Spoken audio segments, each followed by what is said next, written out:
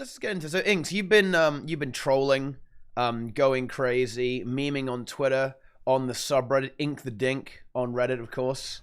MMO Inks on Twitter. I mean, what's going on there? Like, why is the what's the trolling? I just was having some fun, but apparently my definition of fun is not palatable for a number of people because I got a lot of unfollowers over the trolling. I mean, I assume it's over the trolling. They all unfollowed around that time, so I assume it's over the trolling. Maybe I took it a bit too far here and there. Could be the We dad can't go jokes around too. calling. Yeah, that's true. That's true. I'm sure I've lost a couple of people over dad jokes. They were pretty good though. I think some of them are funny, but I'm biased because I'm the one picking the jokes. Oh yeah, they were pretty good, dude. Like the one with the Farmer A, Farmer B, Farmer C. That was fucking legit, dude. That was a good joke, actually. That barely qualifies as a dad joke. It was very funny. I like the ones that are like you don't get it at first. Like, what do you mean, Yeah. Farmer A, Yeah. Farmer B, Farmer C? What is going on here? And then it clicks, and you're like, oh, that's pretty funny. But you don't actually laugh. You just smile a little bit. Yeah. That's what I'm all about. I'm all about the temporary smiles. Yeah, the smilers. Yeah. So, but that was just the motive behind the trolling. You weren't, there was no real ulterior motive. You just wanted to like meme on people a little bit, have a bit of fun. Yeah, I got a laugh out of it, and I guess ultimately I'm really about my own pleasure. Oh, I guess I'm kind of like Bick. I guess I am kind of like Bick. I'm all about me, yeah. About my pleasure. No, I like Bick. I'm just messing with him. However, you'll notice I've been rolling with Guild M&M, so I got the furs on. We got the Guild Wars 2 furs. When you're rich, you don't care about the build templates. You don't care about nothing because you got the furs. Winter is coming. You're nice and warm. You're toasty. You don't even care about how terrible build templates are. You can just ignore it, like me. So the plebs are out starving. It's cold. They're freezing to death, but you've got your furs, so you're good to go, right? You can grind your own build templates with like in-game gold, right? You can go for that. You can do. It's true.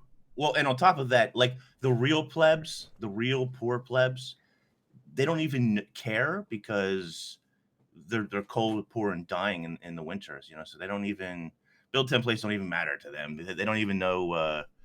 They don't even know what it means to change builds. What does more than one build even mean? Yeah, that's good.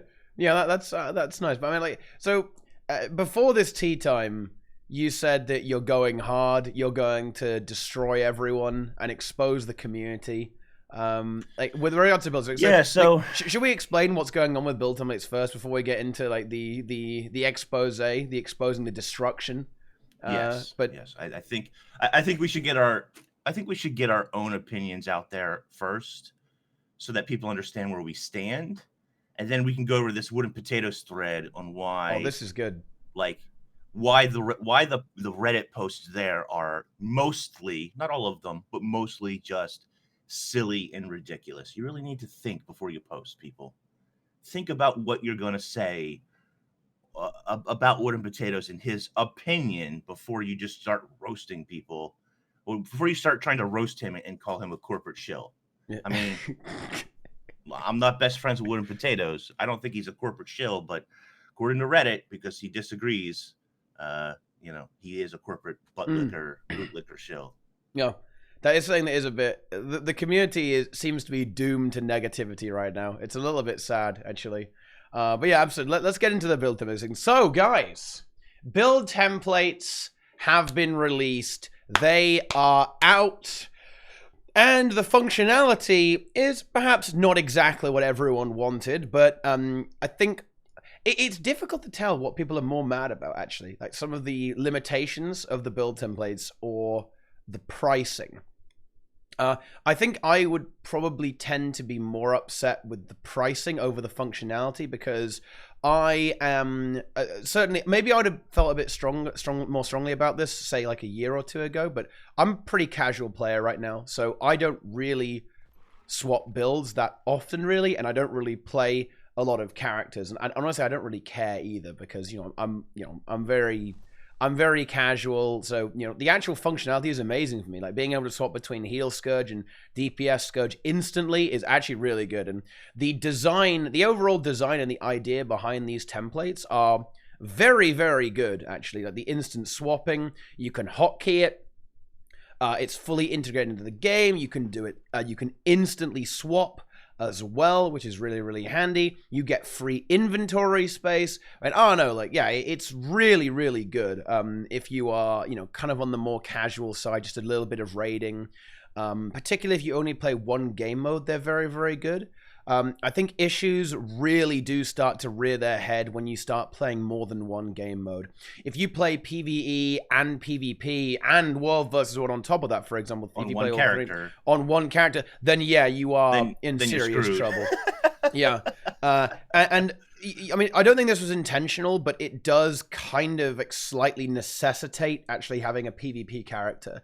If you raid a little bit and you also PvP, you're almost certainly going to want to have a PvP character. And the reason for this is because your build does not automatically swap anymore. Like before this update, we kind of had 3 build templates already in a way, right? Like your build would swap when you would go into PvP, into World versus World, and then of course back to PvE as well. That functionality is now gone. You have to manually swap whenever you transition between these gamers. And yeah, in theory, that's very easy to do, but there are quite a few horror stories right now of people like going into PvP and having, like some like wacko like DPS build on right now and being completely useless to their team and really not able to do anything about it. So like that, it's partially, yeah, people are gonna have to get used to it, but also it is a big inconvenience. It's very easy to forget that. So first yeah, of big all, problem there.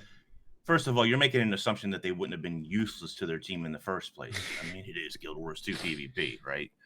There's that one guy in the back who goes, woohoo! Like, that's Joel just sitting in the very back, still cheering for PvP.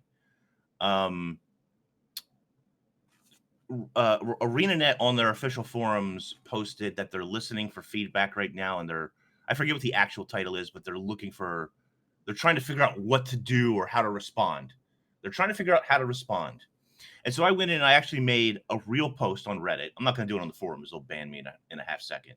But so I went to Reddit and I posted like 20, not 20, I'm making that up, 5 or 6 questions that will probably never get answered by ArenaNet. I don't expect them to get answered, but some of the questions are like, why did you choose to triple monetize it? Are you happy with the triple monetization? Why did you design it around monetization rather than around quality of life? Why is it so convoluted in replace of not having to be so? Why did you decide?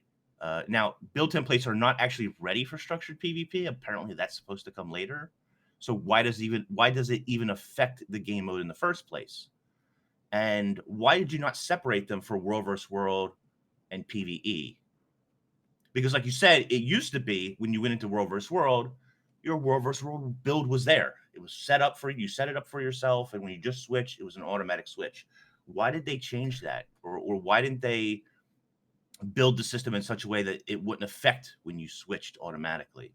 You know what I mean? Mm. Because up until this point, I have to say for myself, I have a World versus World character. That's all the character is for. That's all the character's ever done. But until this time, I've never needed a structured PvP character. And right now, until things maybe change, although don't hold your breath, I never needed one because you just switch to PvP, you got your PvP build, and you were pretty much set to go.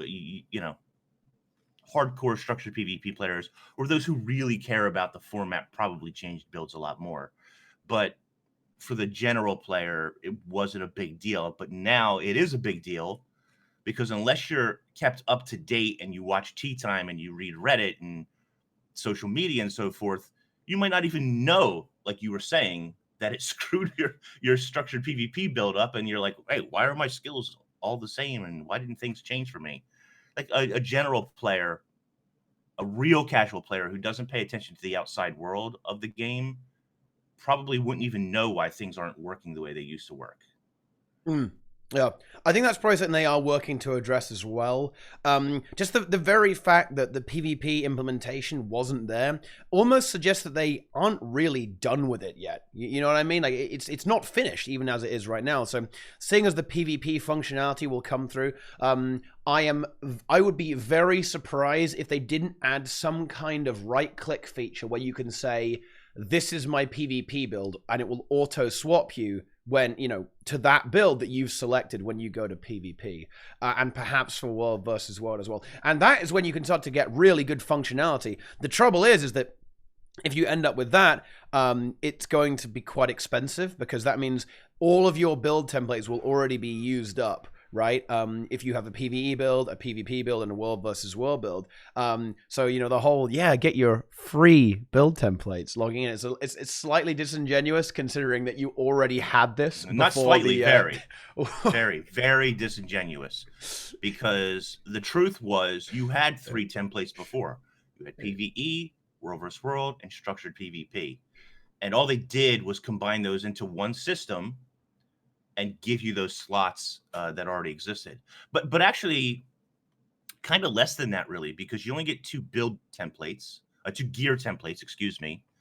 And you could argue that structured PvP doesn't necessarily have gear. I mean, it has amulets and so forth, right? But you don't use your full armor necessarily in structured. You don't use the stats of the armor in structured PvP, right? So, but really, they should have given you 3. If they were going to combine all of them, they should have given you 3 gear templates as well. But we don't get that. We only get 2. So technically, you're getting less than what you were getting before with a system that already existed. It just didn't have the hot swappable keybinds and so on, and the freeing up inventory space. I think you kind of have the same with well, it depends how the PvP template is going to work. I'm really curious to see how it will actually. I am really, it's weird actually how that's going to go down.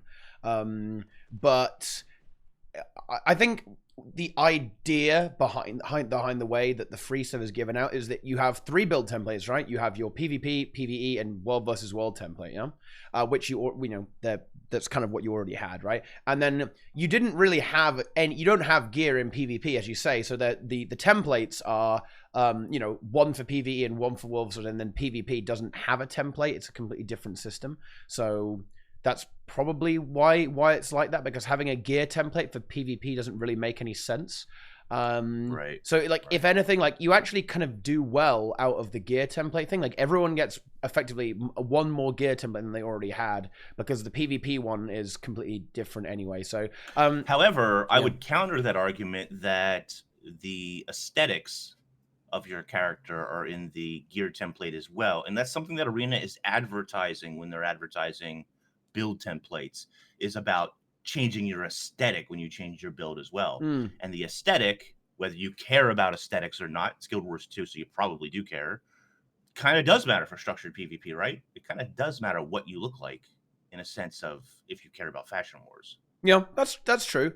And that's where stuff can get very, very expensive, because this would be a great feature for those who are really interested in fashion and looking cool and looking good and being able to change their look quickly without an outfit, because that would be the only way to do it, right? with the current system. So if you just want to have, say, 3 to 4 outfits set up that you can, actual not outfits, but in-game attire, then you're gonna have to spend a fair bit of cash, and the monetization is what really lets this entire system down, because if you take that away, the system has some problems, but they could be fixed, right? They absolutely could.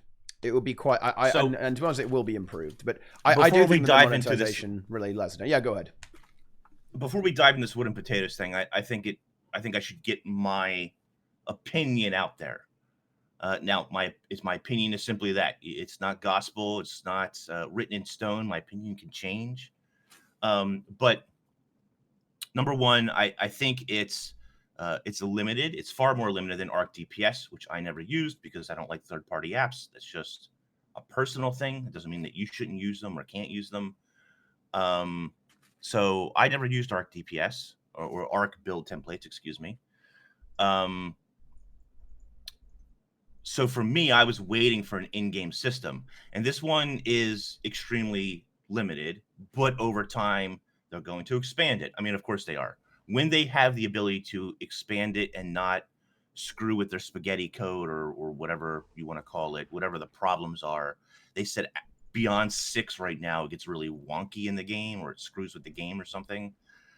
Then they're gonna expand it. Now, unfortunately, and I'm sorry to pick on Deroyer, but if you're Deroyer and you have 12 Dragon Hunter builds or 12 Guardian builds or whatever, or if you're a Chronomancer player and you got 15 builds, you're kind of screwed a little bit, probably for a good while, because getting that many builds in there probably going to take some time. Let's forget about money for a second, because that's a whole other basket of worms that ArenaNet missed the mark on. So build templates, to me, the limited functionality of it sucks. I understand it. I think that's a very valid argument that a lot of people have. I don't think there's anything wrong with voicing your displeasure for the limited capabilities. But any system they make, unless you're going to mimic Arc or let you store things server side, is going to have its limited capabilities. We've seen this with bank slots. We've seen this with inventory management, as far as like how much materials you can store in your bank. It used to just be 250 for the longest time. Now it's 2K. Maybe they'll increase that in the future again. But it also comes back to the fact that it's not stored client side because money. They need to make that cash. They need it. Look, they just raised like 150K for Children's Hospital Network or Extra Life or whatever the hell it is, right? They need that cash, man. Which, by the way, I think they should donate their template proceeds to charity. Just saying. You think so? Yeah, why not? Yeah. Why not? Come on, man. You got to save the children. Save the freaking kids. They need it. Give them that template money. That's sweet. Yeah, that template money. Come on. Give it to them. Come on. That's a good PR move. Let's do it. I mean, for the children. That's right. Won't somebody think of the children? Apparently a lot of your followers do, but maybe not so much the company. That maybe that's unfair. But give them that template money. Come on, ArenaNet. Give them the template money. And then plant some trees. Split it between Mr. Beast's trees. They're like, how many trees are they planting 20 now? million 4 or 5 trees million? or some shit. Yeah, it's crazy. 20 million trees. It's a lot of trees. Elon Musk. Yeah. Oh, yeah, he's going in with, yeah, he did like 1 million, didn't he, or something like that? Didn't he do like 1 million trees? Yeah, 1 million. Wouldn't that be nice? Can you imagine if you're just like, you know what? I'm trolling around Twitter today. Hey, look, Mr. Beast. Now that's a pretty nice guy. I think I'll donate 1 million trees. It's nothing. 1 million trees. There you go. I mean, I could probably solve homelessness by myself, but 1 million trees, save the planet. You know. Dude, this is spicy inks today, boys. This is extra spicy. Inks is bringing so anyway, the heat. Build templates for the limited stuff. I'm with you guys. I understand the anger, but the problem is the system was designed around monetization, not about your quality of life. Sorry, that's just life. It's just how it is, unfortunately. The monetization, first of all, I don't care what it costs. You triple monetized it. Why? Why 3 times? Look, if you have a potato chip and you put it in the bowl and you take a bite and then you put it back in the bowl for a second dip, that's already faux pas. You can't do that. You're putting your whole mouth in the bowl. But ArenaNet's like, 2 dips? Fuck that. We're going to triple dip this fucking chip. No. We're going to get all kinds of dip all over it. Our mouth is all over the place. It's a terrible analogy, but I thought it was funny. Triple monetize though. Why? Gear templates, I get. You want people to pay for gear templates. I don't think that's unreasonable. I think the price is unreasonable, but I don't think it's unreasonable to ask people to pay for build templates, which also frees up inventory slot, which you would already pay for anyway, right? Now you've got this limited system. So now you got account bound slots. Well, you got to pay for them. Come on, man. It's for your entire account. And then they're going to make you pay for per character. I really think that the per character should have been free. I think that system, here's your 6 build templates. I think that part should have been free, and I don't think they should have monetized it. But here we are. Yeah. They're monetized. Pay up. Be a pay pig today. Sign up. Join the Pay Pig Nation, and just give me your money. Oh, wow. Be a pay pig. Yeah. As you say, like the main issue is that the system appears to be they designed it such that they could justify the price, right? And that is, I think that's a very fair criticism, and I would struggle to argue against that point, really. I don't think anyone would really dispute that, probably not even ArenaNet themselves, actually. And it's kind of like, you know what I would liken it to, right? I would liken it to like bundling something together, right? In the same way that when ArenaNet will sell you a bundle on the gem store, you kind of, it's technically good value if you really add up all the prices, Wrong. but you don't Look, really want it, right? If you go to get your McHappy Meal and they give you a cardboard toy instead of a freaking My Little Pony robot, no, that's not good value. It's a piece of cardboard. Nobody wants cardboard fucking toys, okay? They want My Little Pony. That's how Magic the Gathering made so much freaking money for the children. They made My Little Pony sleeves and they went freaking wild with it. Like 600 million fucking dollars they made or whatever the hell it was for My Little Pony integrated into Magic. People want that. They want the real plastic toy. They don't want cardboard crap. Come on now. Well, yeah, I totally forgot what my point. Well, that's what I mean, though. Look, that's what I mean. Like when you buy a gear template, right? You're not actually just buying the ability to swap. You're also buying inventory slots as well. If that makes any sense. I don't want the inventory slots. I've got 20 slot bags on all my characters, right? I don't want those inventories. I just want the ability to swap. But ArenaNet says, oh no. If you want a gear template, you're going to have to buy the inventory slots as well, right? Yeah, that's the issue there. That is why it's a bit annoying, and it is very aggressive, and it is very expensive, right? It's especially if you play multiple characters, and on top of that, like it's kind of like the perfect storm, right? And because the functionality isn't really there for the people who really, really wanted this. It doesn't really quite work as a lot of people wanted. And to be honest, like ArenaNet, I really would implore you guys to please, kind of let the players in a little bit on the development process. I'm not saying we have to be there in the office looking over your shoulder, right? But say, oh yeah, look, this is kind of like they did with alliances. Do you guys remember what they did with alliances? No, I don't remember that. They did posts saying this is what we're thinking about the design for alliances. They should have done the same thing for build templates, right? All right, so to interrupt Teapot, because this is now the MMO Inc. show. Sorry, okay, Teapot. Let's go. I actually said this the other day. ArenaNet has taken a step in the right direction when it comes to balance more recently. Iranio and now the new guy, CMC. I apologize. I don't know the names yet. They're actually posting what balance changes they plan to make on the forums so that you can actually give them feedback when the feedback still matters. You can't say you're going to launch something in a week, give us feedback, because then your feedback, unfortunately, can't be acted upon at all. It's too late. If you're a week out from launch, of an app or a game or whatever, if you're a week away from launch, you ain't making any changes. It's done. The cardboard is printed. It's going in the box. Like, you're not making changes a week out from launch.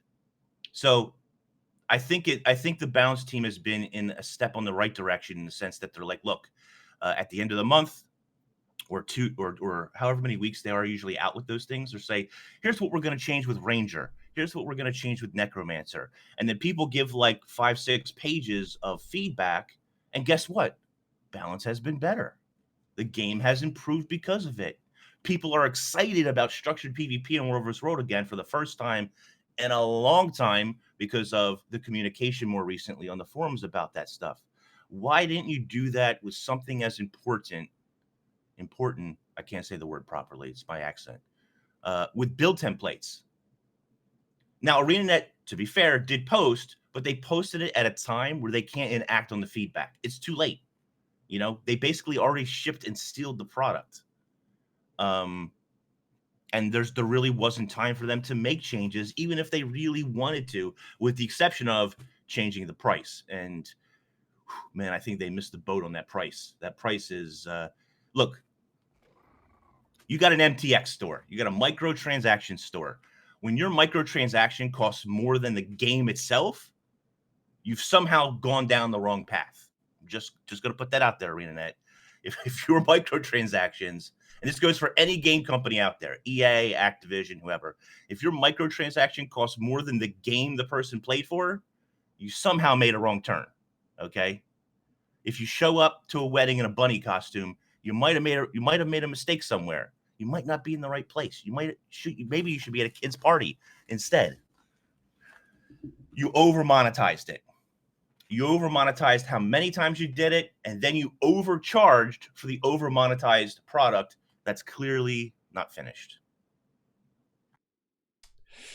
Yeah, it's spicy, but it is hard to disagree with that. You know, it is a little unfortunate how things turned out, and it's really not what ArenaNet needed right now. I tweeted a little bit about this, and I think ArenaNet really needs some wins. They need some wins right now, because this is where we're going to kind of get into the community reaction. And I'm not gonna lie, this might be a little this is where my take might start to get a little bit spicy, actually. I think because I do think that the community is actually overreacting to this. Like, people are going crazy about build templates. I mean, look, don't get me wrong, I think it is really fucking depressing, and to be frank, I do view it as a bit of an Anakin Skywalker, like Anakin net moment. Actually, they were supposed to be the chosen one, right, Inks? You know, to destroy the microtransactions, not to embrace it, right? But unfortunately, Darth Vader is their father, and they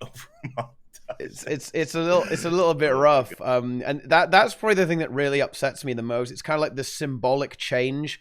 Whereas I always thought that ArenaNet has been very consumer friendly, very pro the consumer, and then something like this comes along, it can't just, it does rub me the wrong way because of that, actually, because this is absolutely not a consumer friendly business practice that they're using here, actually.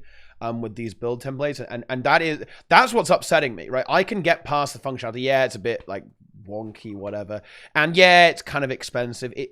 But bugs will get fixed. Yeah, it'll probably get fixed, and I'm sure they'll improve it. They'll improve it with maybe the PvP auto swap. And look, that Shaman even data mine that they've already kind of got like some plans, perhaps, to go up to 10, sure, to 10 loadouts or whatever.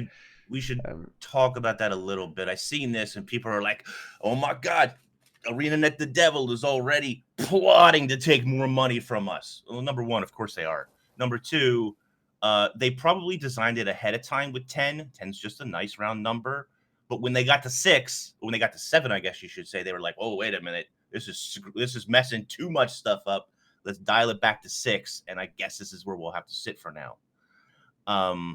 Now, I guess the cynical person out there would say, you know, that's a bunch of BS. But truthfully, I think that's probably what happened in the development process. They just chose a number like 10 or 20 or whatever, 10 apparently, just to put it in to see how it would work. And they seen that 10, for whatever reason, is causing problems. Now, and I said this, I think with some other partners, I would love to sit down with ArenaNet engineers and server people, server administrators and so forth, not just about the build template thing, but about the game and the code in general and what difficulties they actually face. Because I think a lot of people out there who are not IT professionals, and I'm barely on that spectrum, you know, all my certificates are expired and I haven't kept up to date. But I think there's a lot of interesting information out there. ArenaNet's probably not willing to share because their server architecture is a bit different from other MMORPGs in how they can do live builds, and they don't have to go down for maintenance, which is very archaic in this day and age, and so on and so forth. But I would love to know, we always blame the engine. The engine is garbage. The engine is old. It's dated, spaghetti code. And I wonder how much of that is actually true. How much of it is server problems? How much of it is coding problems? I think we all just sort of make this assumption that it's just the code. The code is complete garbage. Maybe it is. I don't know. But I would love to have that discussion with those engineers and those developers at ArenaNet who actually know those answers, because I would imagine not everybody does. Yeah, that kind of open communication would be absolutely fantastic. I think there are so many people who would be fascinated with learning more about the actual inner intricacies of the game, right? And yeah, I'm off on the 10 loadouts thing. Yeah, this is a really funny thing that they actually internally call it loadouts, not templates, by the way. That's quite funny. But it's, I mean, there's one part of me that says, like, yeah, honestly, the game is probably such a fiesta that, yeah, adding that 7th template did actually completely break it. Then there's the other slightly more cynical side of me that just said, dude, there's absolutely no way they would drop 10 on you at the same time because of how like horrible that makes them look. Like, well, look, the community doesn't want to pay for 6. They ain't paying for 10. Well, that's what I mean. Like, if you crunch the numbers, if they'd released all 10 templates at the same time, right? It would cost you, so if you wanted to fully spec out all of your 9 characters, one for each profession, it would be something like nearly $700, like $650 or something like that. So, I mean, yeah, if you introduce $650 worth of microtransactions into your game, it doesn't look good. Like, to be honest, like what they did now is so ballsy. Like, ArenaNet does not have very much community goodwill, or rather the more active community goodwill. When you introduce like $350 worth of potential microtransactions, like, ouch, that doesn't look good. Especially when you consider that ArenaNet kind of they sell themselves on, we don't have a sub fee, play free forever, no sub fee, value for money. And then when they hit you with upwards of $300 of potential microtransactions, it's like, yikes, okay. Now, to be fair, most people out there, if they need to buy into the system at all, which most people don't, you really don't need to be spending $350. But like you said, the potential to spend $350 is there. And that's what's more egregious to people, I think, than anything else. You had a very interesting conversation a couple weeks ago with Envy about other MMORPGs, BDO, for example, who milks you even harder than Guild Wars 2 does. And so I think part of the problem is, or not necessarily the problem, but I think part of this whole thing with pricing comes down to the fact that in general, not always, not 100%, but in general, ArenaNet is fair with their gem store and microtransactions. Oh yeah. Over the years, they've been fairly general and fairly respectable as far as how much they're charging for particular things in regards to other games and other MMORPGs. But when you come in with a system that is super duper monetized in every possible way, or nearly every possible way, when you have a legacy system from Guild Wars 1 that is now making its debut into Guild Wars 2, and then you ask for lots of money for it, you're gonna have a lot of angry people, a lot of vocally angry people. Just imagine if Guild Wars 2 tomorrow said, hey guys, we're now Bethesda, we're gonna ask for a $100 a year sub, which, by the way, I don't think is outrageous. Fallout 76, I guess, is kind of a joke, but $100 a year for a sub, I don't think is crazy. I don't even think it's that expensive, to be quite honest with you. But if Guild Wars 2 came out tomorrow and said, we're going to have a sub, $100 a year, sign up today, people would get even more upset than they are over build templates. And it doesn't even matter if it's value for your money, to be quite honest. The fact that it never had some of these things in the game, and now you're introducing them for large sums of cash, really turns people away when you have a history of not doing that previously. Yeah, and I think it's perhaps also the nature of the beast as well, right? Like, build templates aren't just a mount skin, right? If I look at a mount skin, I go, sure, you can sell a mount skin. Like, even bag slots, which is a convenience feature. Even the copper, the most egregious thing could potentially be the copper-fed salvage-o-matic, which in my opinion is like, yes, see, I need it, right?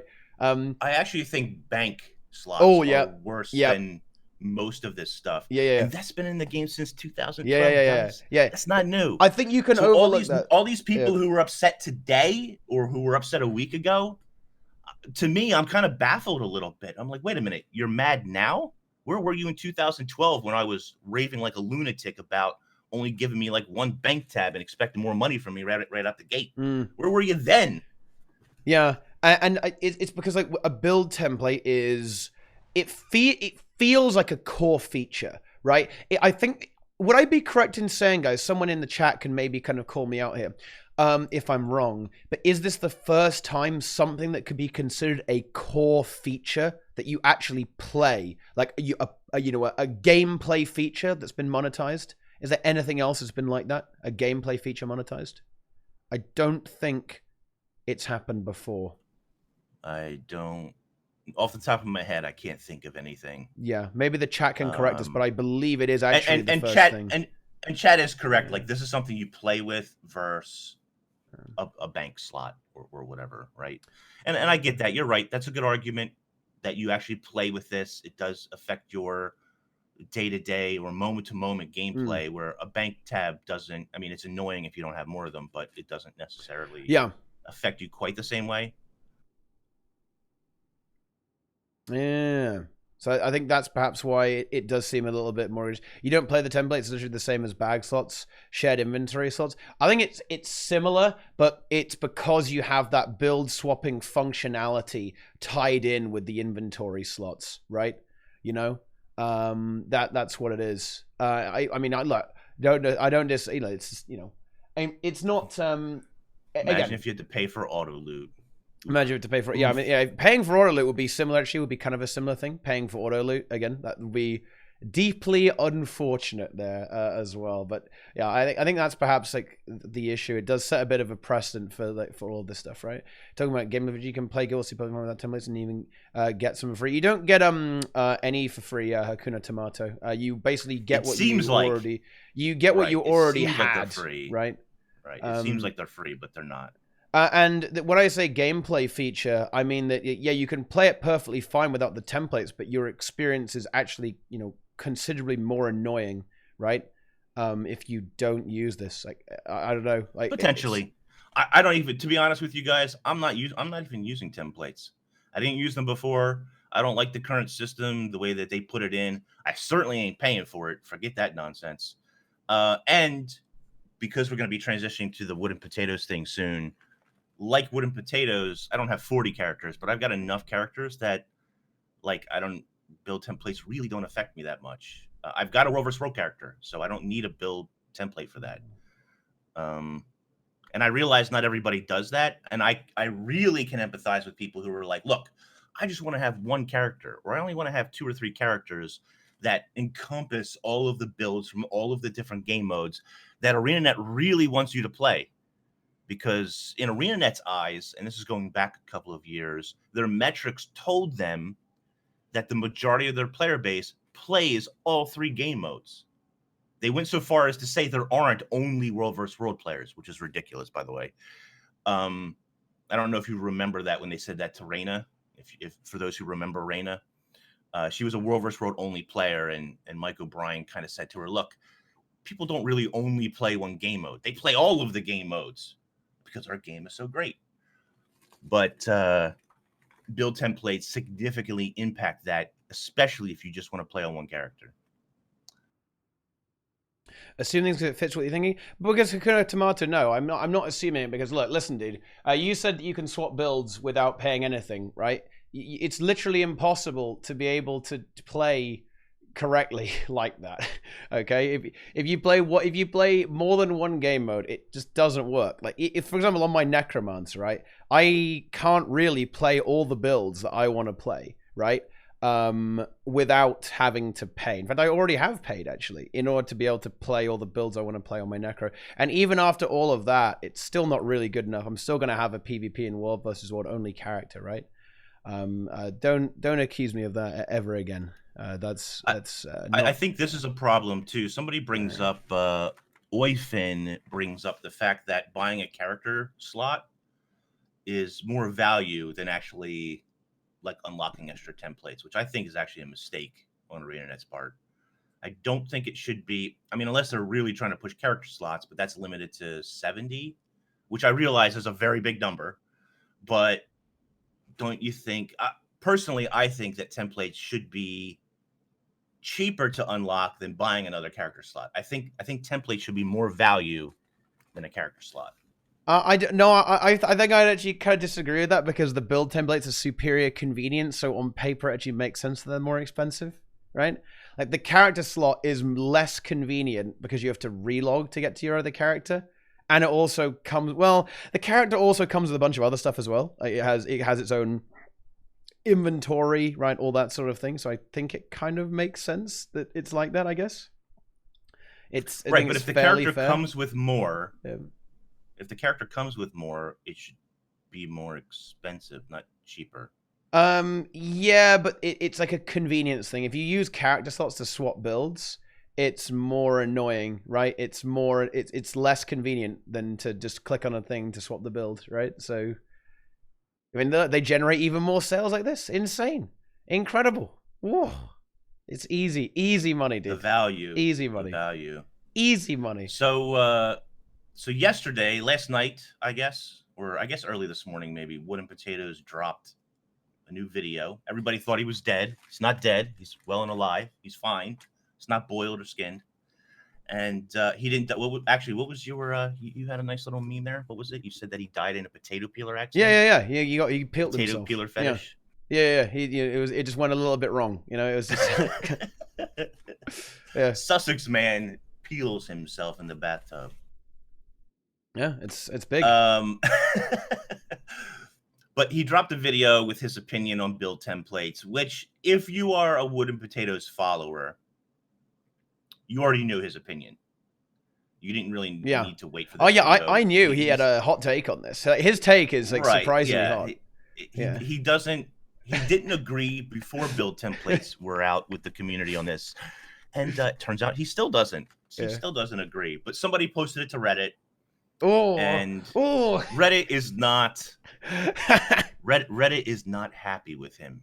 It's good. And to be fair, while I don't fully agree necessarily with his stance, I think a lot of these Reddit comments that we were reading, Teapot, are absolutely just ridiculous. Like the height of stupidity.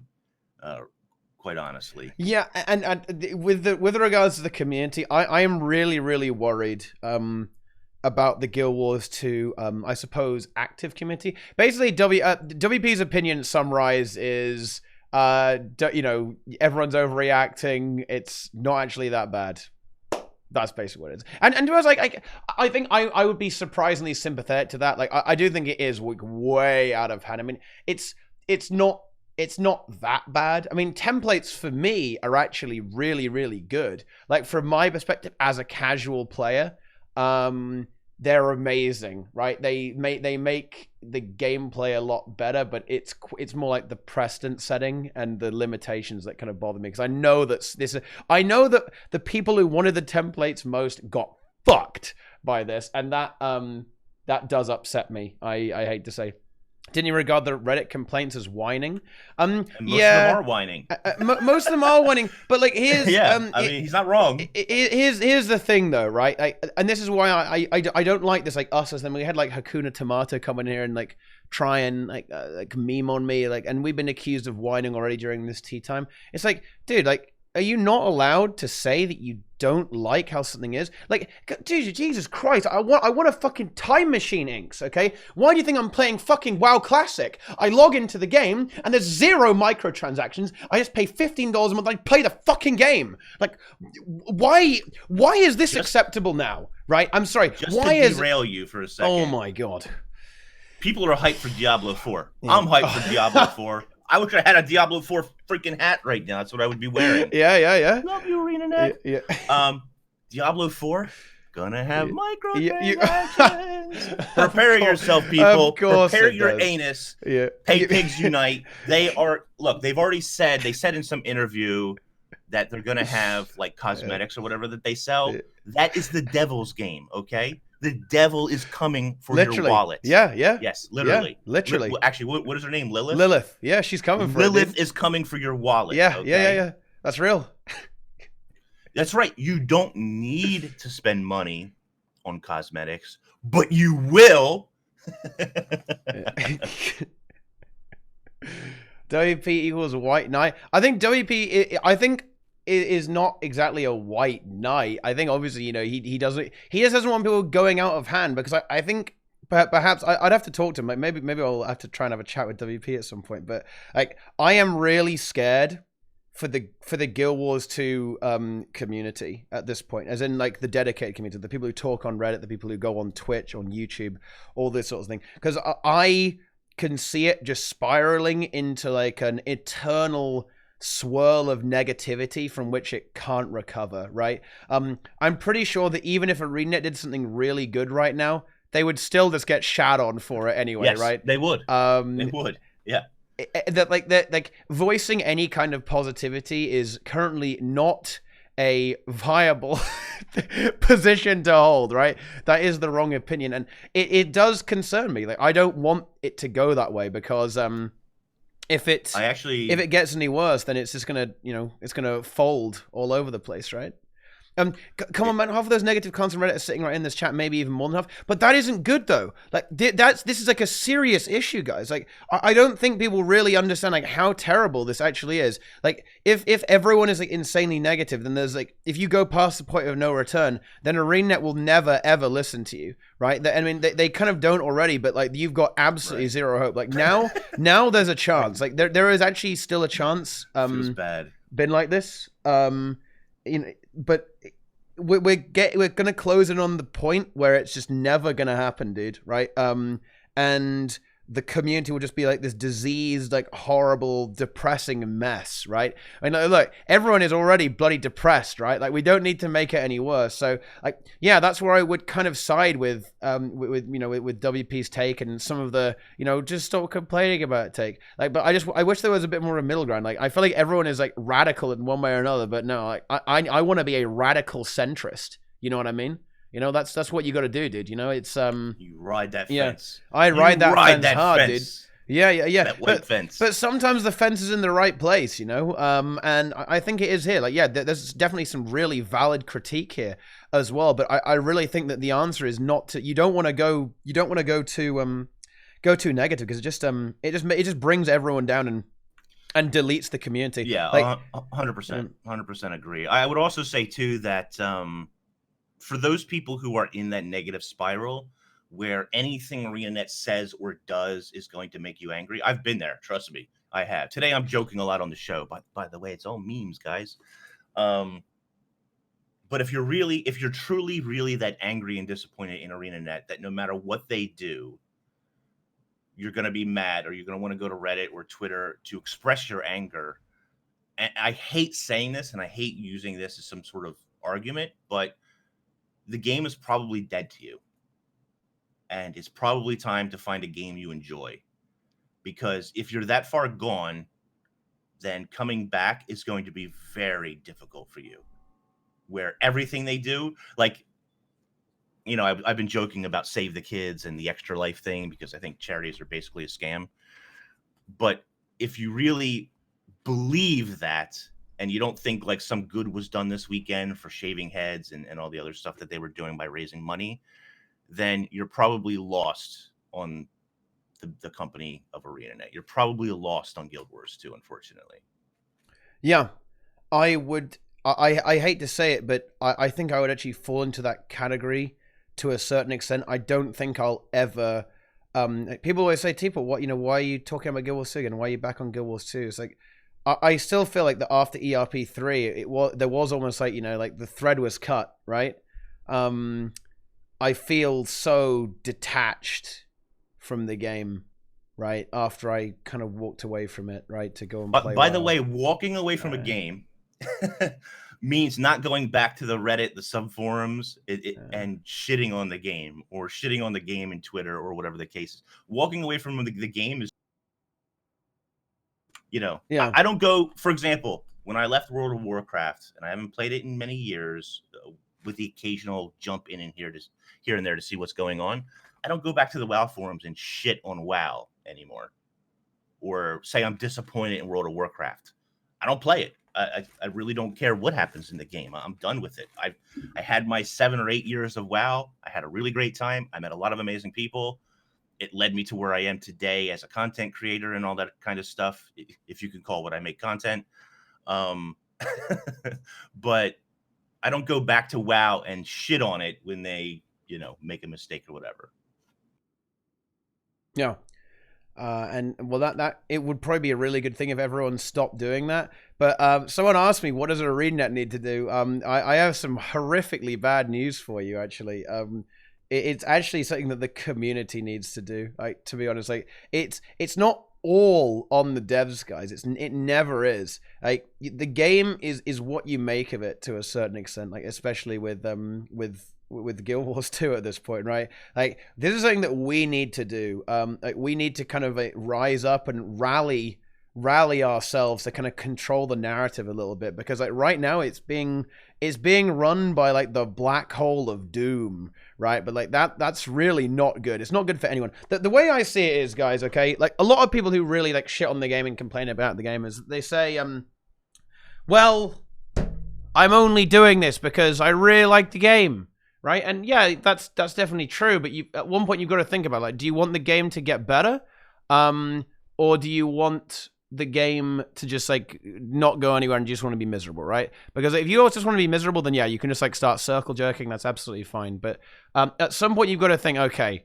right, like, if I want the game to get better, then it is time to actually just stop like negatively circle jerking literally everything, right? That's not good. Community can change for the better, but Arena have to give us a reason to change. Like, the reason to change is that if the community does change, you have a higher chance of making the game better, right? Like, that's the thing. To be fair, they in some areas they are trying.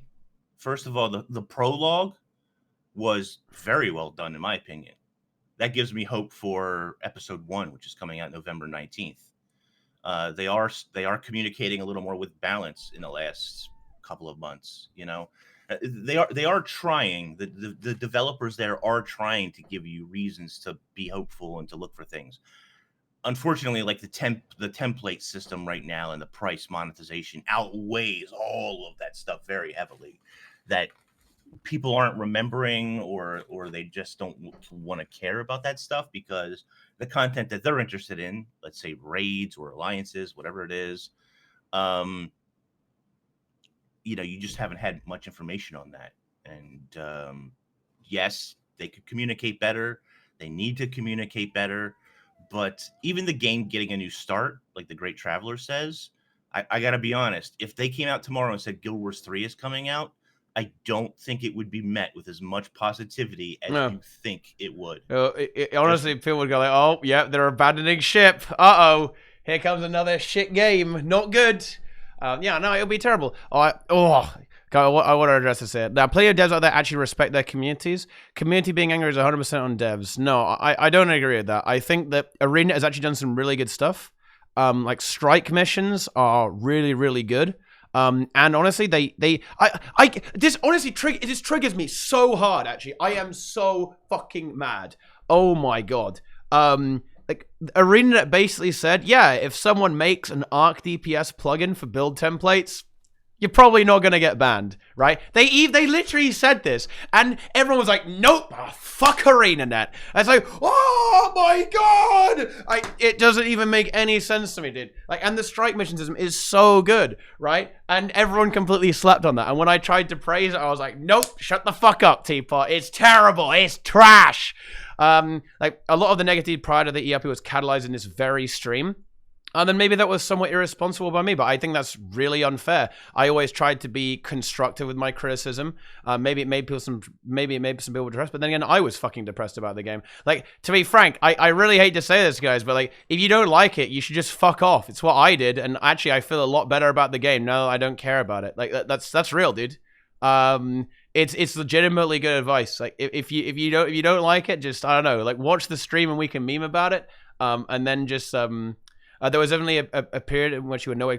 Give me an example. No, give me an example. I need a clip. Give me an example right now. Otherwise, you can't say that, because I would absolutely contest that. I think I have always been constructive, actually, about the game. Even when I've been negative, I've always been constructive and tried to offer solutions. So you can't just make that assertion. Get the fuck out of here. You get debated on, son. Okay? How can you possibly say the current strike mission is good? You're only saying it's good because you think it will improve in the future. No, not necessarily. I think it is good. No, Why is it bad? Yeah. Why is the strike mission bad? Is it easy for most of us? Yeah, of course. It's supposed to be. Yeah. I mean, yeah. I think it's boring. Okay, but that's I don't think it's boring. Like, I mean, look, whatever way you look at it, right? Like, even if you're like a really good player, well, just solo it, right? Okay, I remember this very show right before you. Wait, no, Ballistic Tomato. We didn't even. Oh no. Dude. Oh, I'm really so sorry for picking on you. I genuinely apologize, but that's such a bad example. Actually, that's literally the worst example. Because we don't even talk about Guild Wars 2 there. We actually talked about our really good experiences in the game. I remember that exact show. Yes, that I had Nike on. It was Inks and. Was it Brazil on as well? And we actually just talked about our good experiences we had previously in the game. We didn't even talk about like the current state of the game. We actually tried to dodge that on purpose to try and be positive. Actually, that is literally the worst example you could have given there. You weren't the guy who commented on the Reddit post, are you? Because someone said that we shat on the game in that thread when we didn't even really talk about it. Yeah. But anyway, yeah. But anyway, but the strike mission, from like a hardcore player, like it's actually soloable. And honestly, you actually have to be pretty decent in the game to solo it. Like you have to be able to execute your rotation quite well. And you also have to, be running a good build and dodge all the attacks and execute it quite well. But also the strike mission has so much potential with it as well, actually. Like, I love the auto group finder system. I love that they're recycling story bosses. Like, yeah, there's a lot of potential in the system. And honestly, I actually have fun. Even though it's kind of easy. I still do the strike mission pretty much every day. I kind of like it, right? It's a little bit of fun, a little bit of boss action there to do. But, I don't know. Like maybe you guys think I've kind of given up a little bit, but I don't know. Maybe I have. Maybe I have given up a little bit because like I just think that I see Guild Wars 2 the way it is right now. Like Guild Wars 2 is a super duper casual game, right? If you're not a casual player, then you should go and play something else. Like I understand, and this is what really sucks. This is what really really fucking sucks about Guild Wars 2, right, guys? Is that if you say, okay, this game isn't for me anymore, feels bad, man, right? Like, where do you go? I think the closest would actually probably be Arcade, I think. Would be the closest to how this game works, like with the kind of the world versus world aspect of the open world stuff there. It's got a combo system. I think there's not much PvE there, but there you go. Yeah. And what I said before, I had to close this for like 2-3 weeks in a row. Don't get me wrong. After ARP, I don't feel it's happening anymore. I'm really sorry, Ballistic Tomato, but you gotta give me some citation needed, right? But never mind. It's not sources. Yeah, I need sources because I think all of the tea times have never actually been that bashy of the game. I think we've always tried to be pretty constructive. I honestly, you'll probably find me like being like very hyperbolic on my regular streams, and I don't disagree with that because I was really frustrated with the game. I am less frustrated with the game now, but that's what a good old dose of classic WoW does for you, boys. You go and have some fun somewhere else. But like seriously, I think that the community's reaction to all of this is really worrying for this reason. I think it just becomes like a degenerate clown fiesta. Yeah. So a couple of things. Number one, ESO has Realm versus Realm, which is like World versus World. It's very similar. Secondly, strike missions are easy, or the strike mission is really easy, and I don't think it's ever going to be super duper difficult. It's not meant to be, really. But I don't think that's bad. That doesn't mean strike mission is bad. What is bad about the strike mission? And if you say it's too easy, well, then it wasn't made for you. It's made for those to entice people to get used to playing in a group of people, to prepare them for raids. Now, if your argument is it doesn't do a very good job of that, that's a fair argument. There are some mechanics there that you can basically ignore, or that people don't really do because it's just not that necessary in the current iteration of the boss fight. But I don't think the strike mission in its current iteration is bad. We'll have to see where they go from here. Like you said, it has potential, but I wouldn't say that the strike mission is a failure or bad or anything like that just now. I think it's easy, but it's also a quick way to just pick up and do something, on the daily. And if you beat it in X amount of time, you get bonus rewards. You get up to 3 chests per day, right? I think that's pretty good. Yeah, it's pretty good. It's a good design, and I think it will get iterated on. It will probably get a bit more difficult, but I also don't think it's going to get that much more difficult. Will you say strike missions are good if all the future strike missions are as face rolls, ice construct? Yeah, I will, because I think difficulty is not quite as important as people actually think. Like, difficulty is this thing that people pin their complaints on because they want to complain about something in a way. Like, Guild Wars 2 has never been hard, right?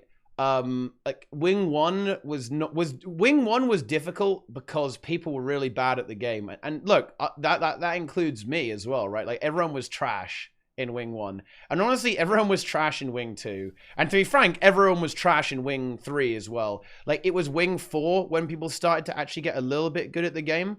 And then Wing 5, people got better and better at the game. And then it was like, every single raid wing, people get better. So everything seems to get a lot easier. But it's not like Guild Wars 2 has ever been this like super hardcore raiding game or anything like that.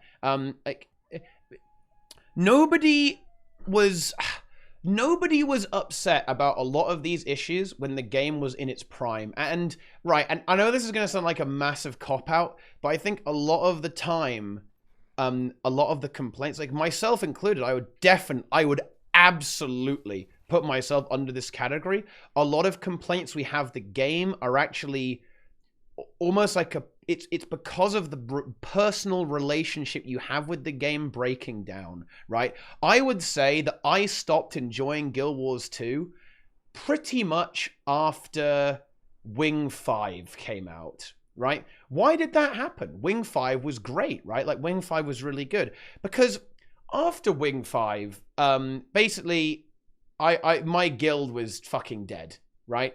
And then World vs. World was a fiesta because of Path of Fire. So I didn't have a community in the game anymore. So I stopped having fun in the game, right? I was effectively playing the game solo, and all I could think about was basically reminiscing about the good old days when I was playing with like an army of my friends. We were just going crazy. We were spamming our abilities hard. And it was just a good fucking time. We had the boys, we had the lads, we were in the chat. It was a fun time, and we were playing Guild Wars 2, and it was amazing, right? Honestly, the game is arguably better than that in almost every way. Like, the only thing that suffered is that PvP gameplay is a bit of a fiesta now, and so is World vs. World. But PvE is absolutely better than how it was back in HOT. Like, the balance is a little bit better. There's plenty of class variety. There's some loads of really cool stuff as well. You've got some new raid wings, and the new raid wings, by the way, are really elaborately designed. Like, Wing 7 was perhaps a little lacking, but Wing 6 is probably the best designed raid wing overall. But Wing 7 is still pretty cool. But my problem. I think the problem that everyone has is that the game is dead to them. Right, I would certainly say that Guild Wars 2, and I hate to be such a melodramatic fool, right? But Guild Wars 2 is pretty fucking dead to me, honestly. Because I don't have my friends. My friends have all quit, right? They are gone, and no one has that enthusiasm for the game anymore. Like, I remember, like, Arcane, one of my boys, like Arcane, he was rushing home from work to play World vs. World Reset. He was fucking big career. He's going big. He's going crazy, right? He's getting that cash. And what does he want to do after a hard day's work? He wants to come back and play fucking World vs. World Reset. And you know what, guys? I can't even imagine doing this now. We used to play 12-hour resets, right? We played 12 hours on a Friday, and we got our diamond chest before going to sleep. And we do that every weekend. Right? We just play 12 hours on reset. And you know what? We'd retain 30 players, like, into like the early hours of the fucking morning, right? In World vs. World. Like, that is what I miss in the game. And I think that's what's actually causing people to have these complaints. The game actually isn't that different, right? Yes, the content has slowed down. That's obviously upsetting people a lot as well, right? It really, that obviously upsets people, and it upsets me as well. But, I think the breakdown in the community, right? But come on now, what kind of logic is this? Is the game's fault, not the game's fault, but yours? Well, it is, and it isn't, right? Actually, checkmate, right? Yeah, Like, yes and no. It's a both. Like, could I make new friends? Honestly, probably. I mean, yes, but it wouldn't be the same, right? And why is that the case? Because people's enthusiasm for the game has gone down, right? Like, people are like, I go, let's fucking try hard in some raids, guys. Yeah, and everyone's gonna be like, I don't think I care, right? But why is that? Why have people lost their passion and their fire for the game, right? They've lost that because the game is just it isn't delivering in the same way anymore, right? Like it isn't bringing more raids to the table. They're not really updating all this stuff for a while. But yeah, the balance stagnation was a really big problem as well. It was definitely a really, really big problem too. But I'm really happy about that ballistic tomato. I'm fucking glad, dude. Like it's I'm glad that you're still having fun. Like I know that we've had our differences during this tea time, but no joke, dude. I love it when people have fun in the games. I really do. It's just we know not for us anymore, right? It's just not. It's not working. What always baffles me is that I seen a post the other day from someone who was like, "Would you recommend Guild Wars 2 to your friends?" And the guy's like, "I got 7K hours in and blah blah blah." No, I wouldn't. You played the game for 7,000 hours, bro. You played the game for 7,000 hours and you wouldn't recommend it to your friend. That means you had at least 5,000 hours of fun before you just AFK'd away it in LA or whatever, The fact that people are like, no, I wouldn't recommend this to my friend because I'm no longer having fun, just baffles me. Just like I don't get it. And me and Teapot talked before the show too about what he was just saying about your friends leaving and so forth. I have had that same experience in almost every MMORPG ever played. I played WoW base game for 7 or 8 years. And eventually, unfortunately, my friends stopped playing the game. I tried to look for a new raid guild, got in with a new raid guild. We were raiding in this was back in Cataclysm. And we did clear that content, but the community that is built around that just wasn't the same. And at the same time, a new MMORPG came out. Rift was launching right around this time. And people were like, hey, it's a new MMO. I'm going to go over there. And until my community left, until my friends had left the game, I never felt the draw to want to play another game or to want to jump ship to another game, explore a new world or whatever the case was. Now, in my way, all right, hold on, stop. Dark Glass, I'm just going to call it like I see it. You are an idiot. Whoa! And I'm going to tell you why you're an idiot. There's absolutely nothing interesting to do in Guild Wars 2 left. There is for somebody who has never played the game, bruh. Come on. Stop being stupid. You're being silly. You're being a silly Billy Bean. Stop it, okay? Mm-hmm. There's nothing interesting left to do in the game. That might be true for you. But if you had 7,000 hours of fun, that means that there's 7,000 hours of fun to be had for other people. Maybe not quite 7,000 hours, but a couple of thousand hours. So it is baffling that you would forget the thousands of hours of fun you had up to that point. When Teapot came and said to me, Inks, WoW Classic is coming out. It's going to be effing awesome, dude. Are you coming along? I said, no, but you go enjoy. And you know why? Because I already played that game 7 years ago or 8 years ago, however long it's been. And I had my fun in that game. And now Teapot is experiencing that fun to a certain extent with, new people who have never played the content before. And there's nothing wrong with that, right? So I didn't say to Teapot, Classic WoW? Are you going to go play Classic WoW? Are you a fucking idiot? There's nothing left to do in Classic WoW. It's all been done. Of course not. He's never played it. He needs to experience it, the joy that is Classic WoW. Come on. Yeah, I tend to agree. I would 100% recommend Guild Wars 2 to I would recommend Guild Wars 2 to anyone. Yeah, Joe, I'm gonna do should I play Guild Wars 2 in 2020, Joe? You know what I'm saying? Like, can I get some permissions on that, or are you gonna expose me on Twitter? No. Oh no! I already No! told No! Joe I'm just gonna copy his video word for word Yeah. and just re-release it. That's how you make real money. Yeah. It's gonna be big. I Also, World vs. World 5 years ago was interesting.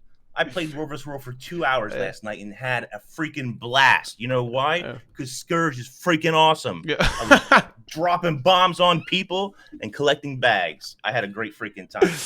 Yeah, I played. I think I'll probably start playing World vs. Race actually again, because it was like I was just running around casting my abilities on people. Yeah, it's kind of a good time, you know. It's it's copycat, exactly. I'm gonna get exposed. Yeah, like I think what I'm trying to get at here, guys, and I think maybe like a scripted video would be more appropriate to this. Is that Guild Wars 2 is still a really fucking good game, right? But I think. It's a great fucking game. It really is. It's really good. But I think that for me, it just isn't as good as it used to be, right? If that makes any sense. You think there's something personal with you? Yeah, it absolutely is. It absolutely is personal. Do you know what drives Asmongold? It is fucking money, dude. Like, I mean, Cash. I mean, like, dude, if you big motivator. Dude, look, okay, I'm just gonna say this. If I had 50k viewers daily, you want me to play Guild Wars 2? Dude, okay, I'll do it, man. Like, let's fucking go. Like, you know what I'm saying? Dude, to be fair, I'll play Fortnite for 50k viewers, dude. You're right. To be fair, Asmongold watches other people play videos and discusses them. Yeah. You know, that's like half his stream, right? Yeah. I don't know. Like, yeah, when it comes, what I'm trying to get at here, guys, is that the game is really good. Like let's just suppose that the game is an 8 out of 10 game right now. I think that would be pretty fair. I don't really like to give give numbers, but just for the sake of example, like what I'm trying to get at here is that I don't think that this 8 out of 10 is truly what Guild Wars 2 should be. Like when during HOT, it was a fucking 10 out of 10, dude. Like perfect game, best game ever made, right? But that wasn't just because of the game. It was because of the community around the game and the community that I had, right? Dude, this is a completely different. I've never said this on stream before. Kane Zodian. What do you mean? Like, Inks. I'm so fucking sad, dude. What?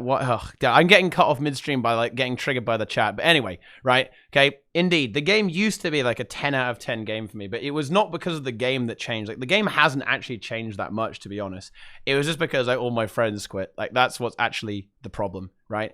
And if you come in and play Guild Wars 2, kind of as a solo player, like without that, then you're going to think the game is amazing. And especially if you don't get overly attached to it as well, because then you can move on pretty quickly. The good thing about Guild Wars 2 is that you can you're not really committing, right, when you play that shit, when you go for that stuff. So feels good, man. Yeah, you're talking about the same thing this week every week. It feels like every day at the moment. Teapot Unchained needed. To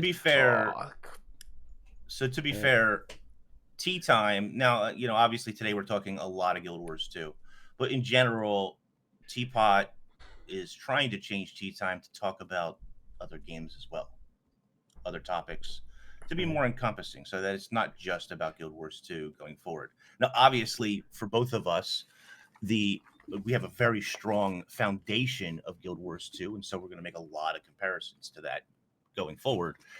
But, I just think it's important that people understand that you play a game for a certain amount of time, you make friends, you build a community, you're part of a community. Finding a new community when your community leaves, gets tired, gets bored, wants to play another game, is very difficult, and generally is what kills a game for most people. And I think that a lot of the veteran players and a lot of the TeaTime audience is either has gotten to that point or is now getting to that point to where they think that the game is dead, where there is no community, where there's nobody to play with, and so on and so forth. When the truth of the matter is those communities still exist, you're just not part of them. And that might be difficult to accept. That might be even difficult to find 5 more friends, as the meme goes. But that doesn't mean that those communities don't exist. I got stomped last night probably over 5 times again by the same guild running around world versus world. Clearly, their community having fun, still rolling around, and regardless of the problems, you know, in the game, are still together and still having a good time.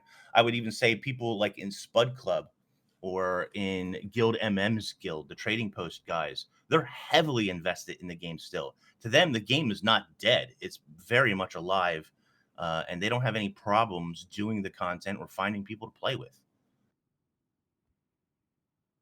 Yeah. I think it's sad but true. You know, it really is. You could definitely make the argument that it's been shrinking a little bit, right? Sure. You know, Sure. I think the raid. Expansion. I think in particular the raid scene really fucking struggles, right? You know, it really does. And I think I was going to talk about this earlier. My disappointment with the rating decisions is that Doom seems to be the pinnacle of difficulty in raids for bosses, or pretty close to the pinnacle.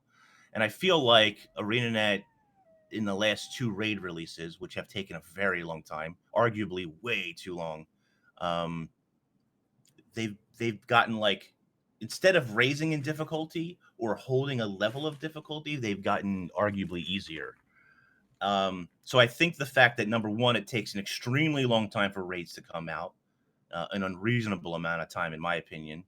And 2, when they do come out, they're basically cleared in a couple of hours, and the difficulty that those people are seeking doesn't seem to be there.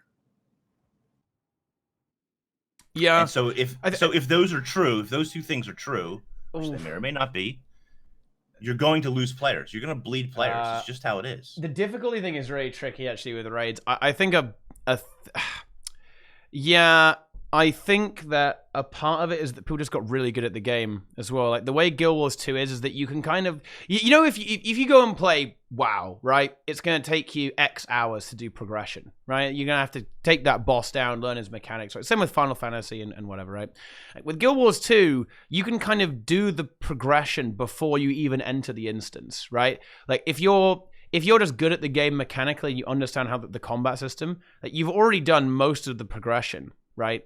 For the fights. Like I would actually argue that Kadim in Wing 6 is actually harder than Doom if you're a fresh new player, right? Okay, here's what I'm saying, right? If you're a fully fresh new player, if you take 10 raid trainees who have never raided, right, and they're clones, they're exactly the same skill level, I think they would beat Doom before they beat Kadim, right? Is what I mean, right?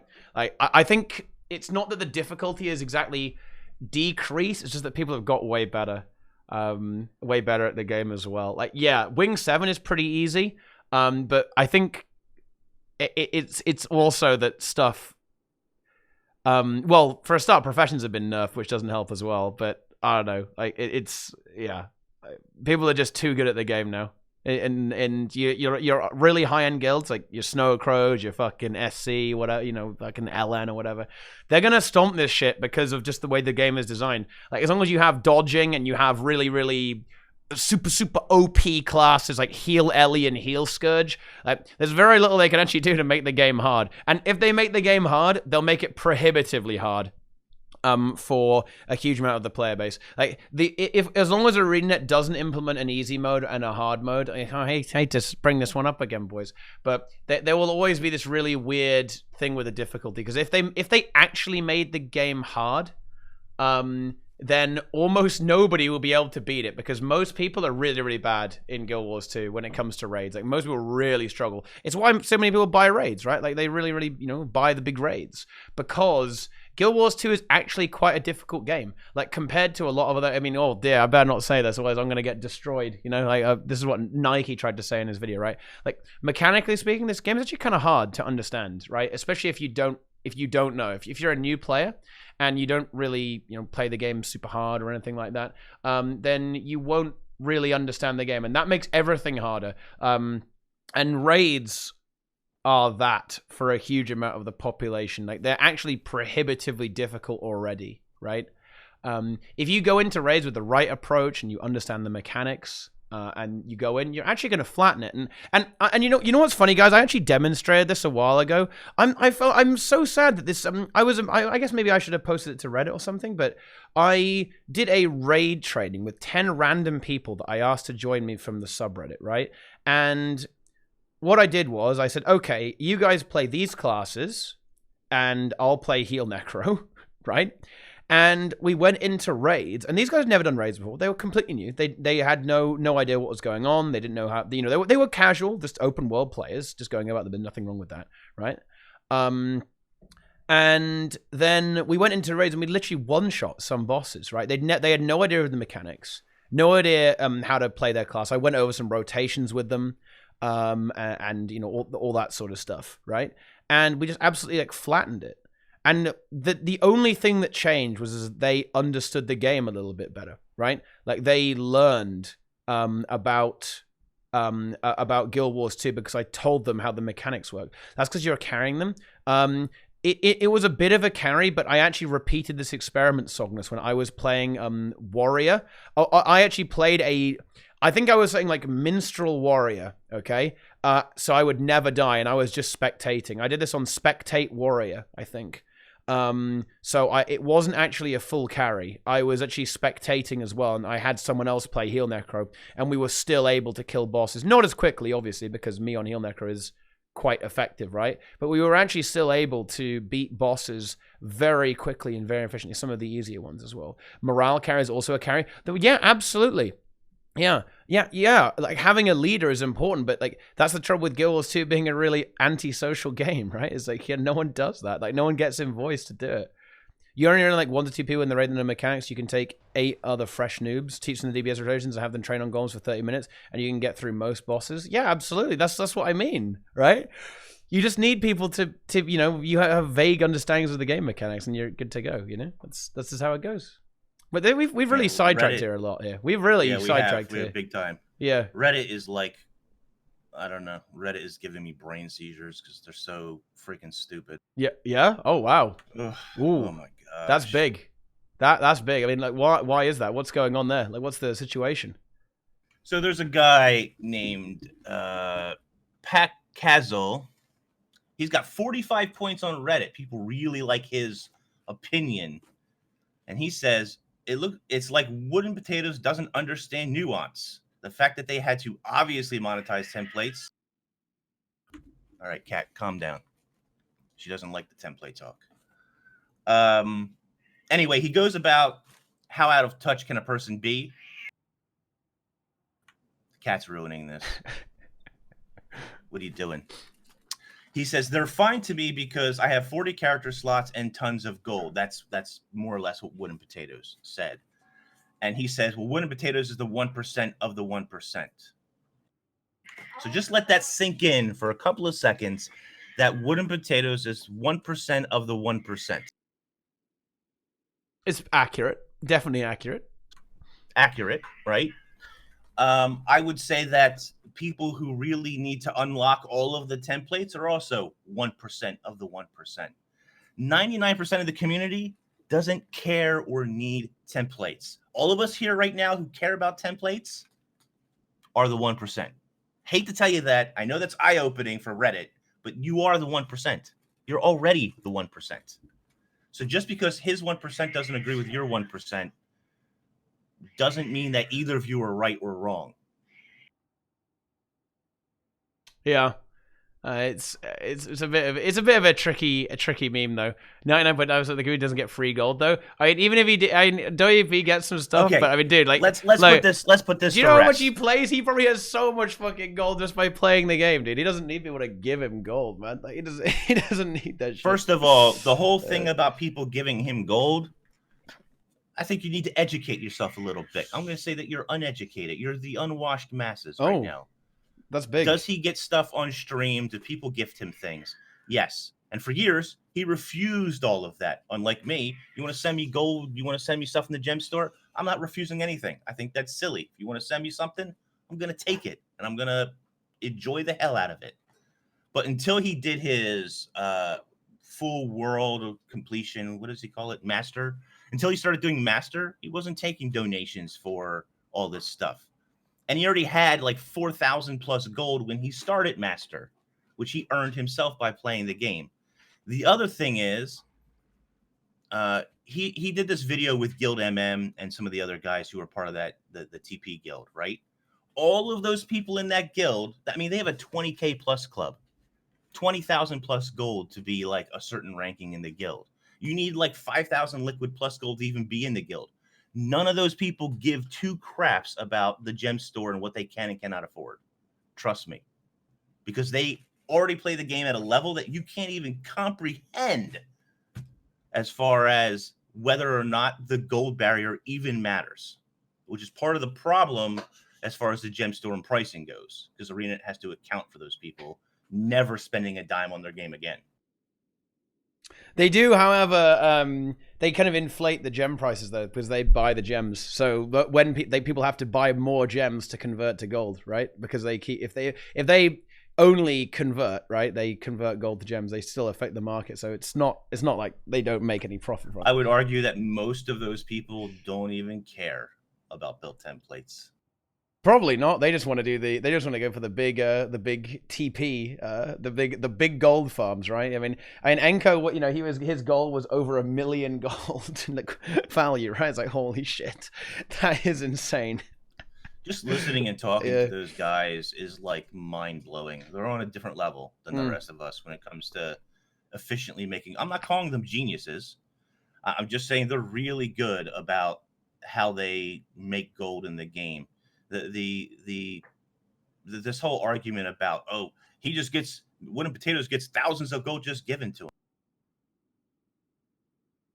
Dude, I wish I got thousands of gold just given to me. And want to do that? What is his name? Rivioli. The fact that you just posted that in this chat makes you an idiot. Yes, so you're an idiot. Goodbye. Wait, what's going on? I don't understand. What are we actually arguing about here? I'm really confused right now. Like, why you've triggered the chattings? What have you done? Good. I'm glad they're triggered. Yeah. What's the Rivioli? You are an idiot. Oh, Revlon. Revlon. I can't even say your name. That already makes you idiot. Why are you bullying? You should have just been. Why are you bullying him? You're bullying Revlon. Why? I don't care. I honestly don't give two shits. Oh no. So that's the first stupid 45 plus upvote because the circle jerk agrees with Paxel here. Yeah. Wait, what's going on? Dude, we should call WP. We need to bring him on here. Like, we're arguing the drama we got once the open source build gear to him. I was like, oh yeah, that thing. Yeah. 50 years old? You need to go check your facts. You're as good as the rest of Reddit there. Oh my god. Your fact checking. Oh no, dude, this is like the big expose. But no, so hang on. Here we go. Let's get some fucking memes going on here, right? Let's get some memes going down, right? So, Ings, do you think people will be placated if someone makes like an Arc DPS build template thing? Like, do you think people will be happy then? Like, if someone makes an alternative to the in-game solution? No. Why not? Because the people complaining don't care about the templates really. They're just upset about the price. They're really just upset about the money. Most of them are not going to go off to use third-party add-ons anyway. They're too lazy. And they just want ArenaNet to lower the price and or make them free, which probably isn't going to happen. Okay. I mean, that is unfortunate. That is unfortunate, I guess. But that's so confusing to me, right? This is kind of like my issue with the with the community, right? Like, I would really hope that people would be happy about that, because I mean, it's kind of like the game has done something a bit crappy with the pricing, but you know, nothing has changed. Like, if you're able to get your third-party templates back, then it's exactly the same, you know.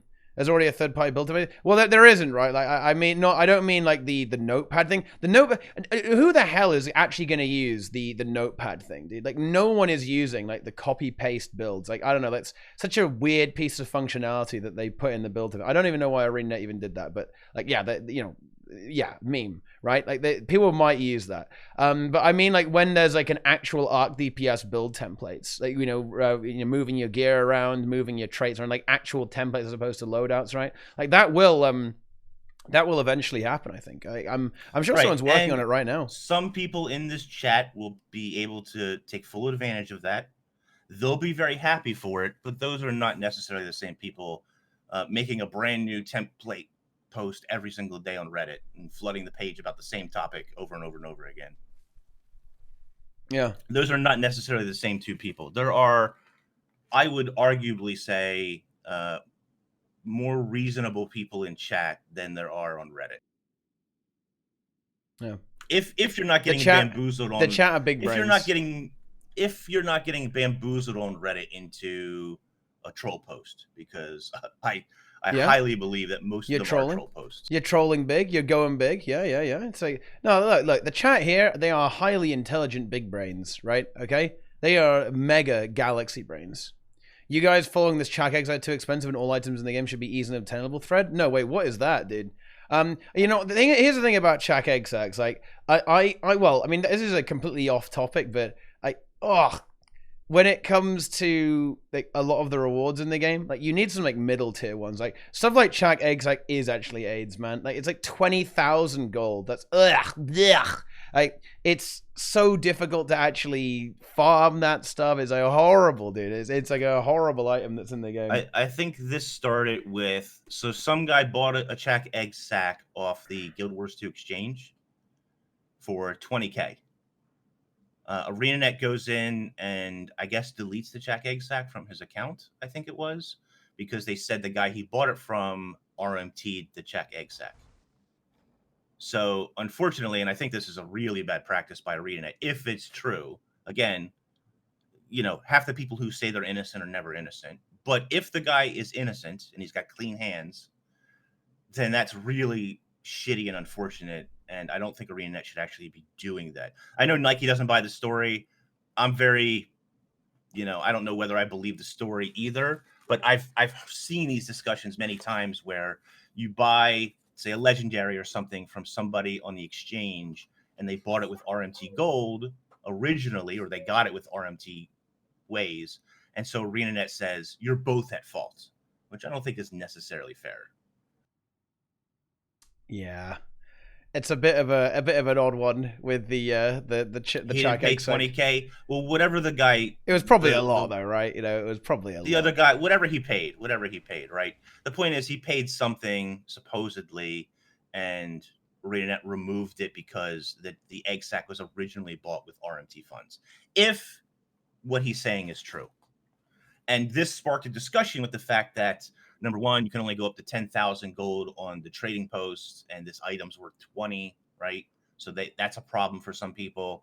And the second problem is nothing in the game should be worth 20,000 gold to begin with, and therefore they should increase the drop rates and so on and so forth. Well, I think it's okay to have some like really, really ultra rare stuff. I think that's fine.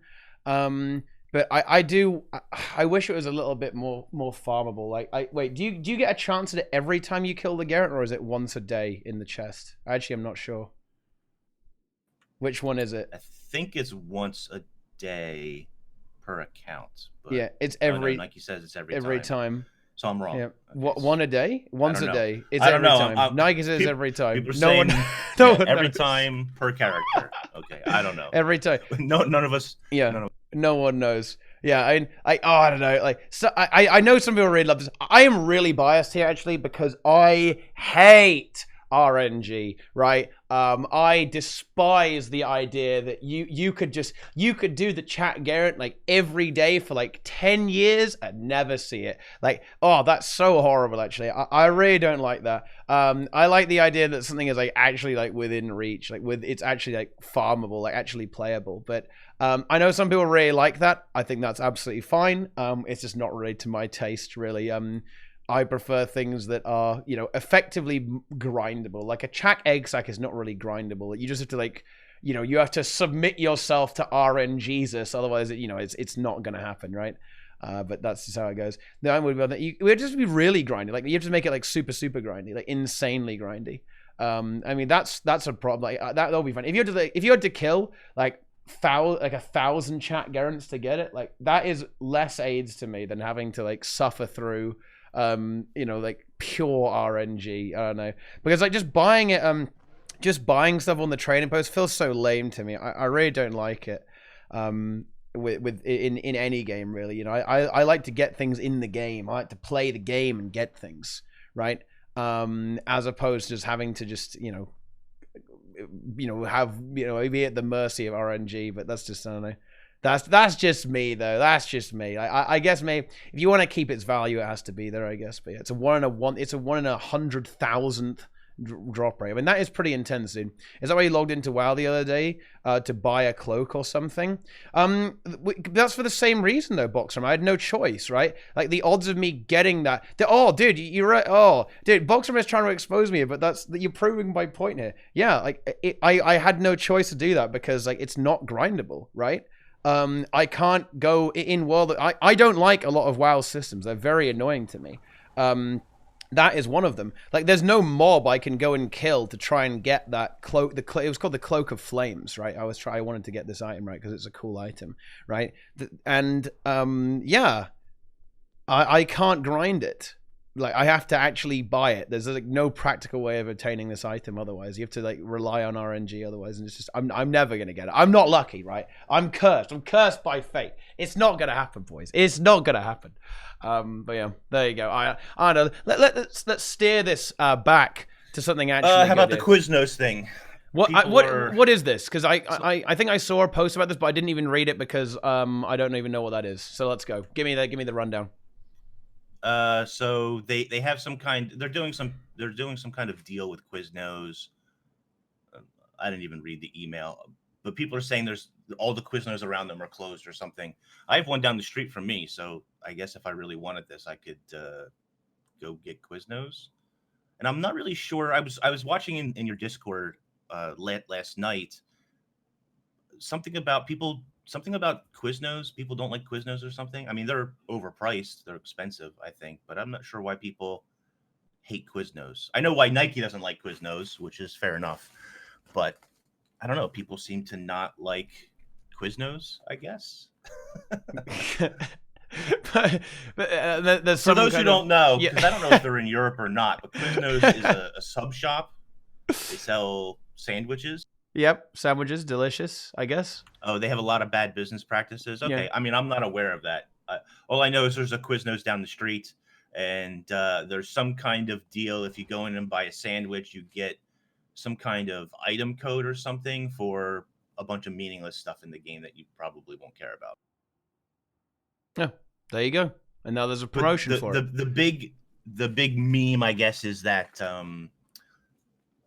somebody was doing like a Google search on Quiznos in their area, and they're like all closed or something. Like there's no Quiznos near this person whatsoever. Does that not strike you as weird? Like, you know what, Inks?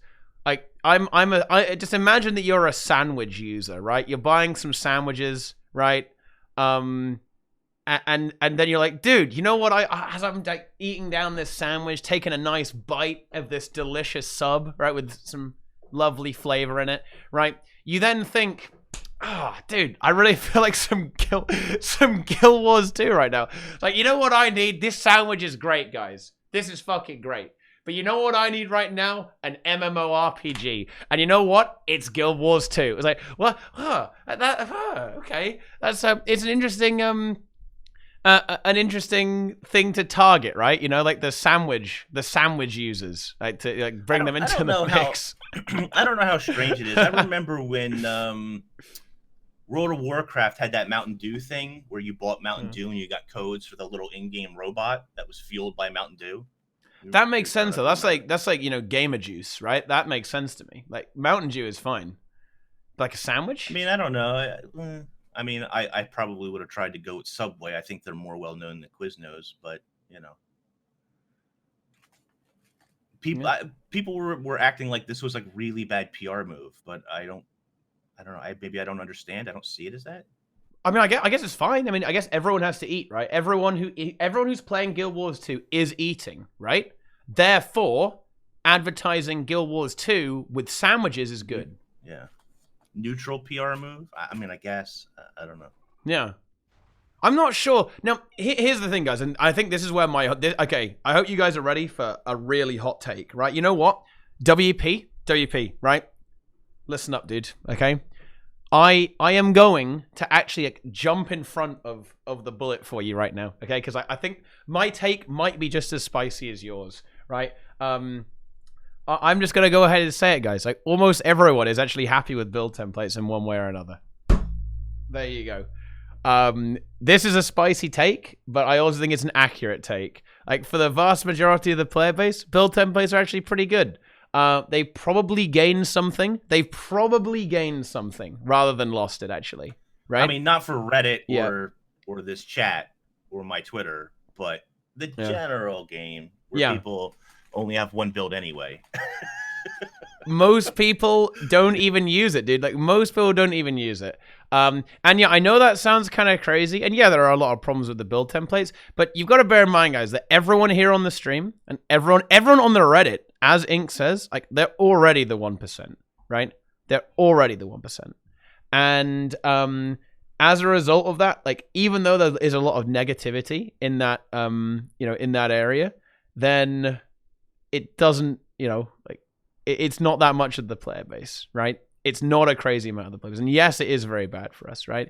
But like for your average casual player, it's very good. It's very good for your average player. And that's why you really haven't seen too much reaction from ArenaNet, because it doesn't affect as many people as we would like to think, unfortunately. Yeah. Why do we keep talking about the people who don't use it? It's people that use it, they get fucked in the ass. Because, statistically, it's because they are the majority. Because that's just how it works. We don't matter. Yeah.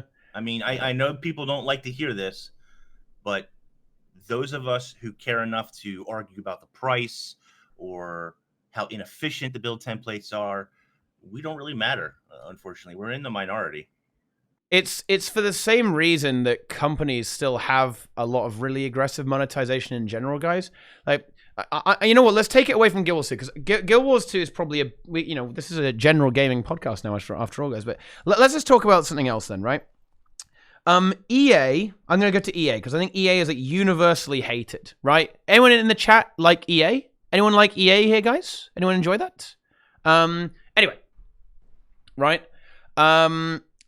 Okay. Anyone like EA? Yeah, some EA lovers. Negative? Yeah, don't think so. Right? Do you think that on the subreddit for all these games that people like how EA runs their games in terms of monetization? The answer is no, by the way. Then why do they still do it, Inks? Why do they still do it? It's because most people don't care, right? That's why. And you can argue that, that's still really shitty of them to do it. Yeah, absolutely it is, right? But they do it because the amount of people actually complaining about EA is very small compared to how many people are actually completely fine with it, right? That's the issue. Money on it. Yeah, and we'll continue to spend money on it. Yeah. Even if they object to EA's practices, they can't stop themselves from spending money on the newest FIFA package or whatever, right? Yeah, and that is the problem with Guild Wars 2. I'm not saying if not complaining is bad. That's not what I'm saying, right? Yeah, no, I'm not saying that at all. What I'm saying is that most people just don't really care enough to really do anything about it. Like, and it's the same with Guild Wars 2. It's completely the same with Guild Wars 2. Fallout First Edition is doing super good, even though how scammy it is. Well, there you go, right? Yeah. I mean, like, if you, and this is what I was trying to get at, right? With the community needing to be a bit more positive, or at least more organized, right? Because right now, the Guild Wars 2 community is like spiraling around, like just fizzing and memeing and saying really mean things, right? That's good and all, but you're not going to do anything like that. Like, if you actually want to fix build templates, guys, you're going to have to convince, like, the vast amount of the casual community that it's actually a really big problem. If you don't do that, like, you're not ever going to get listened to. Like, this spreads out into all of gaming as well. Like, all of gaming is completely diseased with this, actually. Like, because so many people are apathetic, like, the vast majority of us are very apathetic towards it. Like, the top 1% get fucked who are really invested in the game. Like, this happens to everyone, right? This is not just... we're only getting a taste of it in Guild Wars 2. It's so much fucking worse in other games. The other way you can enact change, as we've seen with Jessica Price, is if you get major news outlets to pick up the story on how egregious the system is. That'll do it. It actually is outrageously egregious. If you get that, then that actually will get their attention enough to the point where they'll, make changes or whatever. That's why the whole Jessica Price thing got out of hand. with people was the fact that it got picked up. Reddit upvoted it a lot. You got people like Jim Sterling, for example, talking about it. You got news outlets talking about it. Every YouTuber who has never touched Guild Wars 2 in a million years was talking about it. So if you get that kind of exposure on build templates, then you'll see change. You'll be able to enact change. But without that, it's going to be kind of difficult, I think. I do think ArenaNet will maybe budge a little bit on a couple of the topics. I do think that they'll try and, by the way, for all the crap talking that I do about Reddit, there were some really good threads about build templates from a developer standpoint, like people who are developers for other things in the professional space. There were 2 or 3 really good threads about what is good, what is bad. They had pictures and circles and notes and everything written out. And I think that those posts, hopefully, they're the ones that get really highlighted and looked at by ArenaNet, because they actually have the really good feedback that they need to be looking at on how to make the system better, what bugs that need to be. Obviously, all the bugs need to be fixed and so on. But yeah. Absolutely. Someone said earlier too that they need like a community manager, which I would agree with 1,000,000,000%, because it doesn't seem like unless it's, correct me if I'm wrong, but I don't think they have a community manager. They have what are they called? I think they're doing a lot better though. Titles. Like there's been some communication, and I think Stefan he posted about the policy on third-party programs and some stuff and some information about build templates as well. I don't know. I think maybe that they're going to improve a great deal actually in the coming months, now that maybe Mike Z is in charge. I don't know. I don't think they're doing a horrible job. Like I do think that they need to continue to improve, right, and go a bit and do a bit better. But I don't know. I think that. I really hate to say this because I know people are really, really into this, and I'm probably going to get exposed to this, but I don't know. I think maybe people need to take a bit of a step back and that realize that they're actually trying to improve. Like maybe it will get a little bit better when people kind of get a bit more placated. But like people really like reacted badly and didn't really read the communication that ArenaNet put out about the build templates, right? Like, in particular, they were really sleeping on the fact that they said that, yeah, you can do third party if you want as well, I don't know.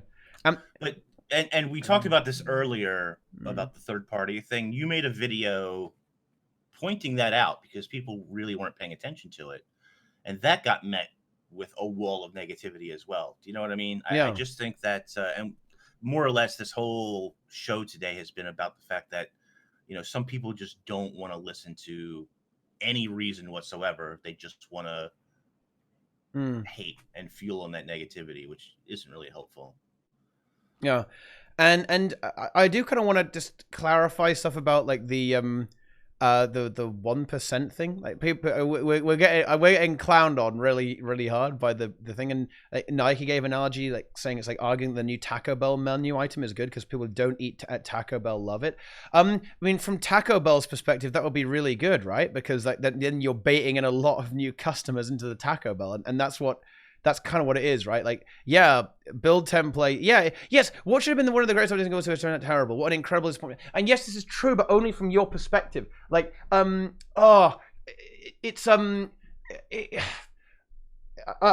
need to try and like flip this on its head, right? Like, I'm sure that.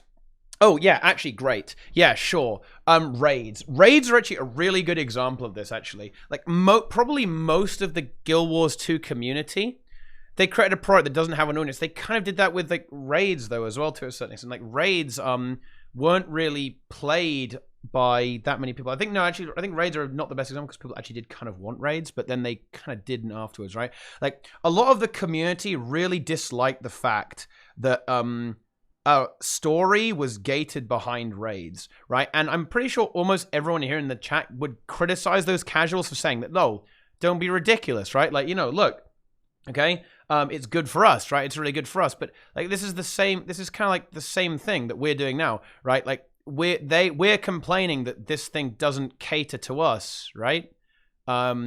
even though we're a tiny minority, right, of people who feel this way. And it's the same way with like the casual players. Like a lot of the casual players, like the really ultra casual players, like maybe like the 1% of like super casuals, were really mad that they couldn't access the story right through the raids. And we said, no, don't be ridiculous. Like, you know, just play the fucking game, right? Like you're the 1% of casuals who can't be bothered to do raids and who's really mad about this. But and then we would like smush them for saying that, but then like we're basically saying the same thing, right? Catering to the 1% in this case doesn't take away from the 99%. Well, it kind of does, like with the build templates. The build templates kind of like fucks it over, and it kind of does with the raids as well. Like the raids lock people out of some of the story, right? Because they couldn't be bothered to learn it. In the same way that 1% of people are getting locked out of how to play the game like the way they want to because of this, right? Like it's a really difficult thing to have. Like who should the company listen to? Should they listen to the people who really wanted the build templates, or should they listen and try and monetize like the vast majority of the community? I mean, I don't disagree that like build templates are like kind of bad for people, right? Like who are high end in the scene, but you can kind of see why they did this, right? It proves raids only a positive thing though. Like that, raids are not only necessarily a positive thing. Like what if you're really casual and you don't want to play any group content ever? What if you're a solo player? Like then raids are really bad because you can't play the game. You can't do it. Tons, right? I mean, do people forget the Reddit posts when a new raid comes out and they're like, "Why are you spending all this time on raids? I don't even play raids. Why are you not spending time on the game mode that I love?" I mean, we see those posts all the time. And what I'm trying to express, I've done this quite poorly, actually. I apologize, guys. I'm a little bit tired. But what I'm trying to get at is that the arguments we're making right now are the exact same arguments that we have dismissed about other players saying this about their own game modes and other mechanics in the game. Like, why are they doing this for this game? And like, why are they doing this for this, right? It's the same argument, but like we would disagree with it if someone who disagreed with us made it, if that makes any sense, right?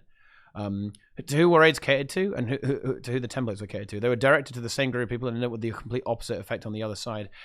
Like raids, I don't know what raids were originally for. I guess they were kind of originally for everyone, right? You guys are delusional. Build templates should be released when Guild Wars 3 is. I mean, no. Honestly, no. We don't disagree here, dude. We absolutely don't disagree. I agree with you. Build templates should have been a core feature of the game, but they weren't, right? I mean, that argument also isn't helpful. How does that help anybody?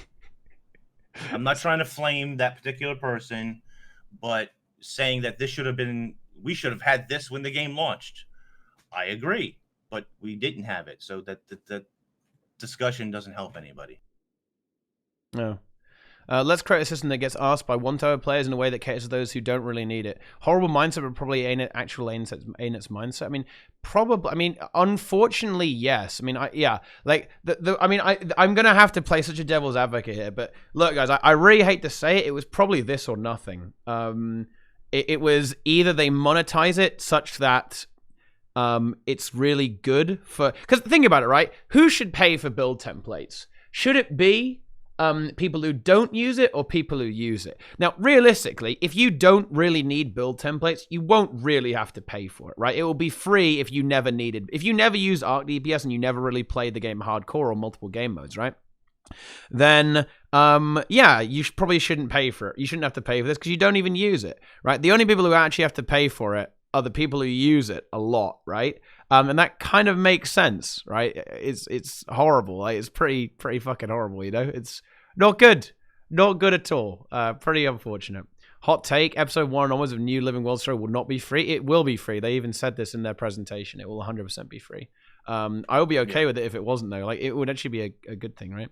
Who should pay for insert literally everything because the game is so divided here? I mean, this is true, right? Like, it's a good point. It's a really good point. Like, I would be okay with paying for content in the game, like as like an actual DSC. I think that would actually be probably more consumer friendly than like kind of gating features and important stuff behind. I think if you did that, you'd have an even bigger uproar than templates. I agree, but that's what kind of upsets me, right? Because on paper it's more fair. Like, you just pay to play the game, right? And they don't gimp you, right?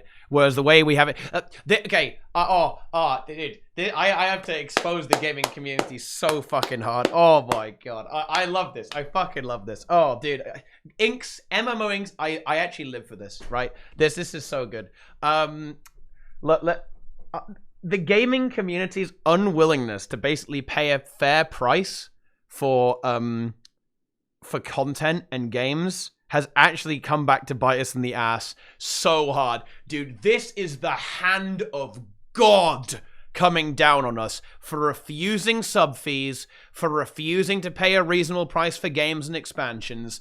This is what you get. Here is the fucking fist coming for you, right? And this is not just Guild Wars 2. Guild Wars 2 is still pretty fair, dude, okay? Like, welcome to the modern gaming industry, guys. Like, you're getting fucked now, and you're going to enjoy it, right? Yeah, I think it would be much... I would actually prefer it if you actually just paid for content, right? And you were, if you were, like, unlocking...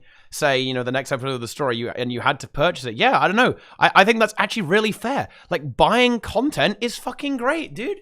It's so good. Like, because then you know, you can buy access to a raid wing. You can, you know, buy access to the story. That makes sense because that is content that the developers work really hard on. Like, think how insane it is, right? That in Guild Wars 2, you don't pay for the actual game. You pay for, like, fluff around the game. It's fucking crazy, right? And that's fine as long as the fluff doesn't start infringing on the game's mechanics, but it inevitably does, dude. Okay, it inevitably does. Reasonable price for Expo, I played an extra spicy edition to get them ugly skins that aren't worth it. I mean, yeah, it probably wasn't, right? But, I mean, I don't know. People complained about that, too. They did complain that as well, yeah. Yeah. When HOT price came out, it was, how much was it, $50? I don't remember what the original price for HOT was, but remember, people said this is outrageous for an expansion. Yeah. Do you think there would be as much outrage about the monetization of ArenaNet's build them as if they were as good in functionality as Deltas? No, there wouldn't be as much. There would still be quite a lot, though. It's still quite expensive, I'm not gonna lie. Sub fees are trash? No, sub fees are not trash, dude, okay? One of my favorite experiences from playing Classic WoW is that when I log into their game, I literally cannot open the cash shoppings. I can't do it. Right? There's no, even if I try, I'm looking for it. I'm like, where's the button? Where's the cash shop? Where can I buy my mounts? Where can I buy my gold? Oh, wait, you can't. Like, no, I fucking love it, dude. I love the fact that that's how it is. What scares me about Diablo 4. Yeah. It's like, so I good. I'm hyped for Diablo 4, but I'm scared of what they're going to do with... Ooh, yeah, it could be... It's scary, man. Me. Yeah. Sub fees are far from ideal because they prevent you from playing content you already bought. More frequent paid content expansions. Yes, I think that would be a really good way of doing it. Yeah, but I mean, why does it prevent you from playing content you already bought? Oh, you mean like you can't have access to the game after you unsub? When it comes to like an MMORPG, I think it's very fair though. Like the amount of content you have access to. I know that's just how it is. Like I think that it's Would you say, okay, just out of interest, like would you say the same thing about something like Netflix?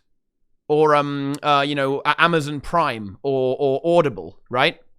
You know what I mean?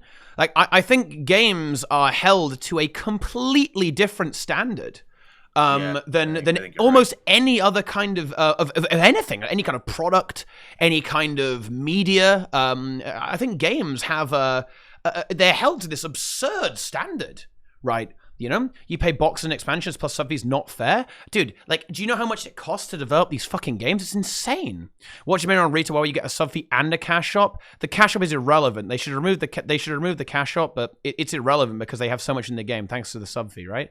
But yeah, I don't necessarily mind the cash shop in retail WoW because it's totally irrelevant. Like, you don't buy gear there, you don't buy anything of any worth there. Like, you just look pretty, right? Who cares, right? Evan Morang saying EA.net is absurd. Yeah, I have a really personal grudge against EA, so yeah, it's an insane comparison. EA is way worse. EA is so much worse, dude. Holy shit! You guys don't know. I saw that post. I chuckled a bit, but then I got triggered because then I realized, like, no, dude, ArenaNet is like this is actually horrible. Like, I don't like that got overrated. It actually upset me a little bit that got overrated. When you're comparing fucking ArenaNet to EA, look, okay, I'd hate to sound like a white knight, but they are not on the same level, guys. Right? They're not on the same level at all. No. Yeah. And that's got a ways to go before their EA level, or even Activision level. Yeah. Paying 400 euros for a smartwatch or 100 euros for 5,000 hours of fun. Well, yeah, precisely, right? Like, dude, like we get ripped so hard in like every aspect of our life, but we won't pay $15 a month, right? I don't know. They cost a lot. It's fine, like Activision term translations. Your monthly fee is certainly not required to develop the game. Oh, dude. Oh, dude. I don't like this. I don't like this. They do cost a lot. Do you know? Look, I let me try and figure out. I'm actually going to go on the internet. How much did World of Warcraft cost to make? Right. I don't know. Okay, it's like fucking tens of millions of dollars though. Okay, let's not pretend here, boys. Right? Yeah, okay. World of Warcraft apparently had an initial budget of $200 million for upkeep and development over the first 4 years of operation. I mean, I don't know, dude. The subscription model is not. SWTOR costs $200 million just to make. Yeah, SWTOR is $200 million. I mean, I don't know, dude. Like, this is fucking crazy. Like, I don't know. MMOs are so expensive to make. You know what I'm saying? It's a matter of numbers. You're just uninformed. What do you mean it's a matter of numbers, dude? Like, explain. No, evidence. You know, you can't just say that. You can't just say I'm wrong. This is like debate time, dude. This is like hard debate time, dude. Easy game. I just think how expensive it is to like run all the employees. So ArenaNet has like 200 employees or something like that. Let's just suppose that all of them are like have like a really kind of like a crappy salary of like $50,000 a year or something, right? Which is like quite low for a developer, I think, actually, in the United States. Like, dude, that's a lot of money. I don't know, like, oh, like just on wages, you're blowing like 10 million, just to you know keep this going. I would say, right? See, it all really depends on the person. I want to get their name right. Where are they? Dark. Yeah. I lost it. Dark Glass, I think, is their name. They were saying that sub fees is the fairest way to like monetize in 2019, which I would generally agree with. But you're going to have people out there who never spend money on Guild Wars 2 or never spend money on an MTX. So to them, you know, that it's fine. I would rather, let me put it this way. I would rather pay a sub than the way that I spend on Guild Wars 2. Metered gaming, the fairest way. The fairest way to monetize is metered gaming. Oh well, yeah. I mean, do that in they're doing that like in China and Korea. Yeah, don't they do that in some of the games there? Like, yeah, pay per minute, stuff like that. Yeah. God, that sounds so terrible though. Like, it's gonna stress you out, right? You're gonna sweat, dude. How does that work exactly? Like, hey, I want to play Guild Wars 2 for 30 minutes. It's gonna cost me X amount of dollars. Like, does the game just shut off when you're done? Is it like a little pony ride in front of the supermarket? You put a quarter in? This happened in WoW, actually. I was doing Ragnaros with some guy, and his sub ran out. It's like, yep, goodbye, you're out. You're out of the game. See you later. I mean, that's kind of how subs work, right? If you don't renew your sub, then you're shut out. You know? Yeah. Get the fuck out. Get the hell out of it, man. You're done. Great for speed clearing. Yeah. Guys. Yeah. I got 15 minutes. Let's go. Let's go. Yeah, that's big. Yeah.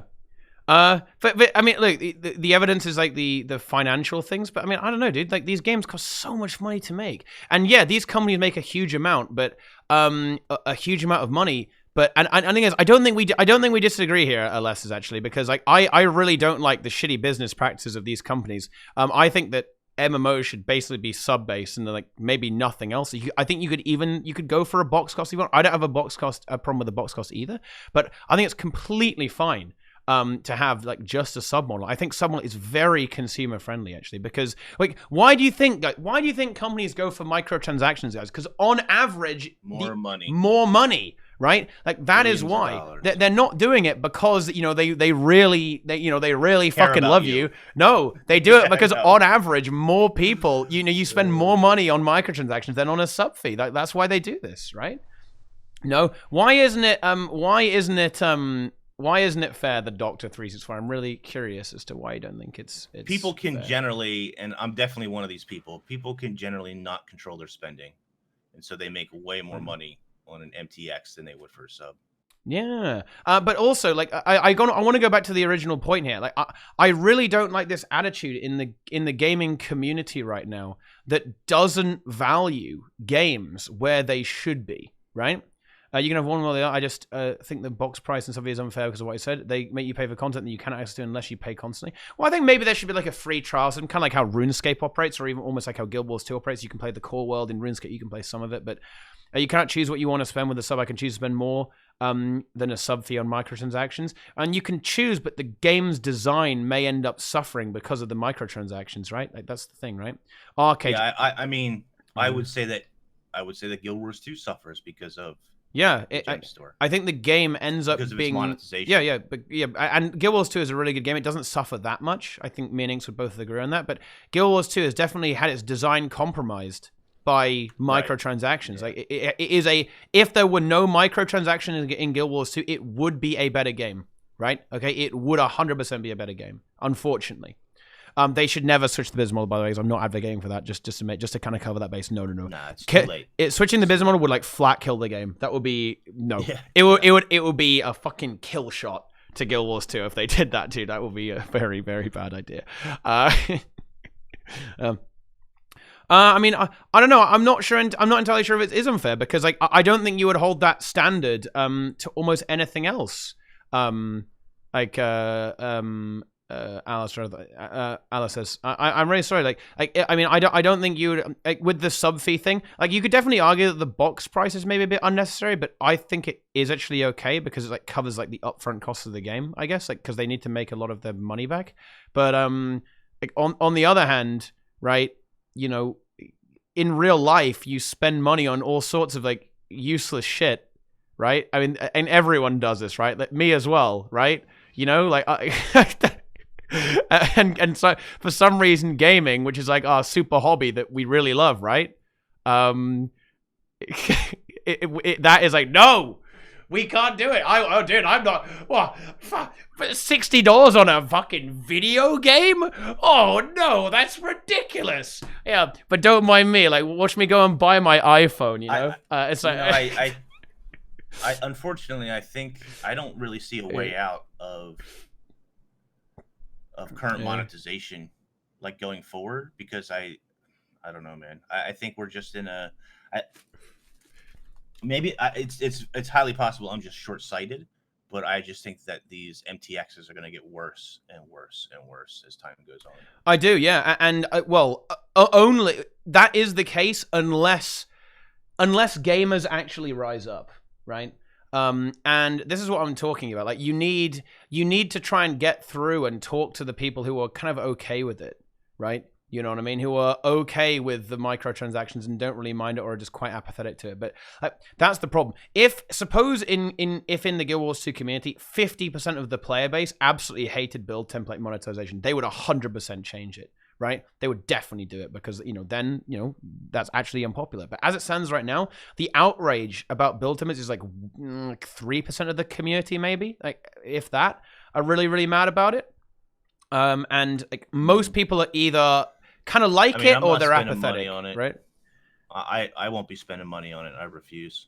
Even if I needed it, I don't agree with the price. I'm not gonna. It's the same thing with RNG mount skins. I'm not gonna do it. Does that matter to ArenaNet? Unfortunately not. They don't care. Yeah, the only time I saw players rise up and a game back down was WoW Real ID back in the day. That was fucking weird, actually, as well. That was truly bizarre. Are you sure, though? They changed the way they sold the mount license because of Reddit rage? But absolutely, Linker. Do you know why? Do you know why they changed that, Linker? That was a very special example because they got demolished in the mainstream media. Jim Sterling was on them. Loads of media outlets were like absolutely slamming them for that. And mount skins are a very important issue for a large portion of the player base as well, right? Templates are only a big deal for, let's say, the top 5% of players. Mount skins, however, people are on that shit, dude, right? Like, they love it. On top of that, there was an RNG component, which makes it loot boxes. Yeah. And people really like talking about loot boxes, right? So the Jim Sterlings of the world, and I generally like Jim Sterling's videos, but they love talking about loot boxes. If there's a loot box mechanic involved, they're going to make a video about it. And the more exposure that these things get, the more likely a company is to change their practices away from that negativity. That's what you need. I mean, look, you know what, guys? I'm sorry. I am I've chat. Please forgive me. Right, I am too irrelevant to change anything for you guys. I'm so sorry. I am not important enough to make a big enough stink about anything in this game to really get ArenaNet to change it, unfortunately. But I don't know. Look, guys, we're gonna. There's only one thing that you guys need to do. If you want to save Guild Wars 2, you need to all subscribe and tell everyone in every stream to watch my stream. Easy. Like, the second we have got that clout, as soon as we've got that fucking clout, 10K viewers, right?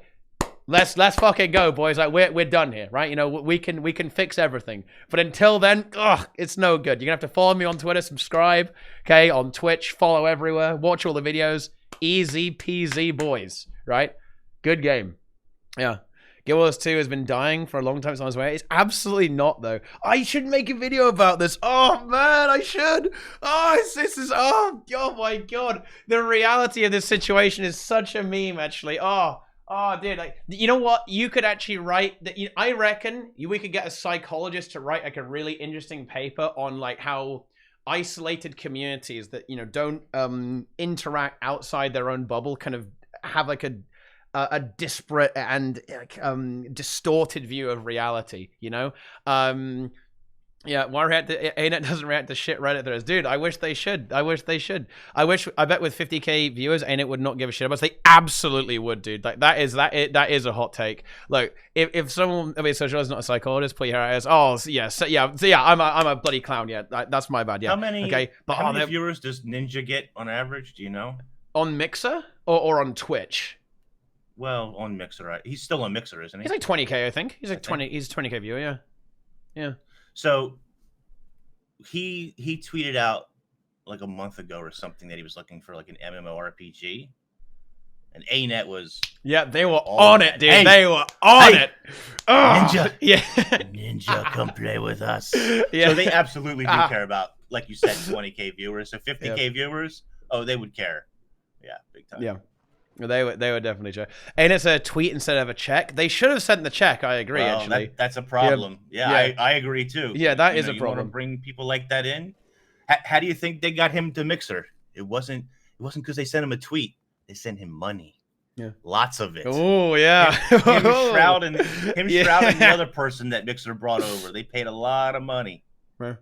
That's a lot of that good stuff, dude. That dump truck of cash up to my house. That's what he said.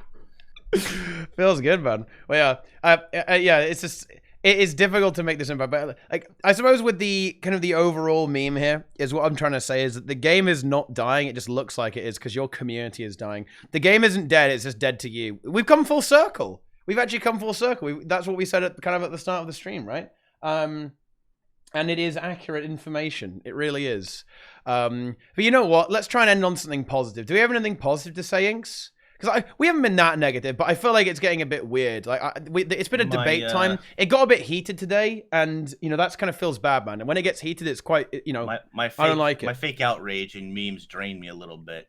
I'm a little low energy now. Yeah. I'm chill. I've settled into the Inks chill zone.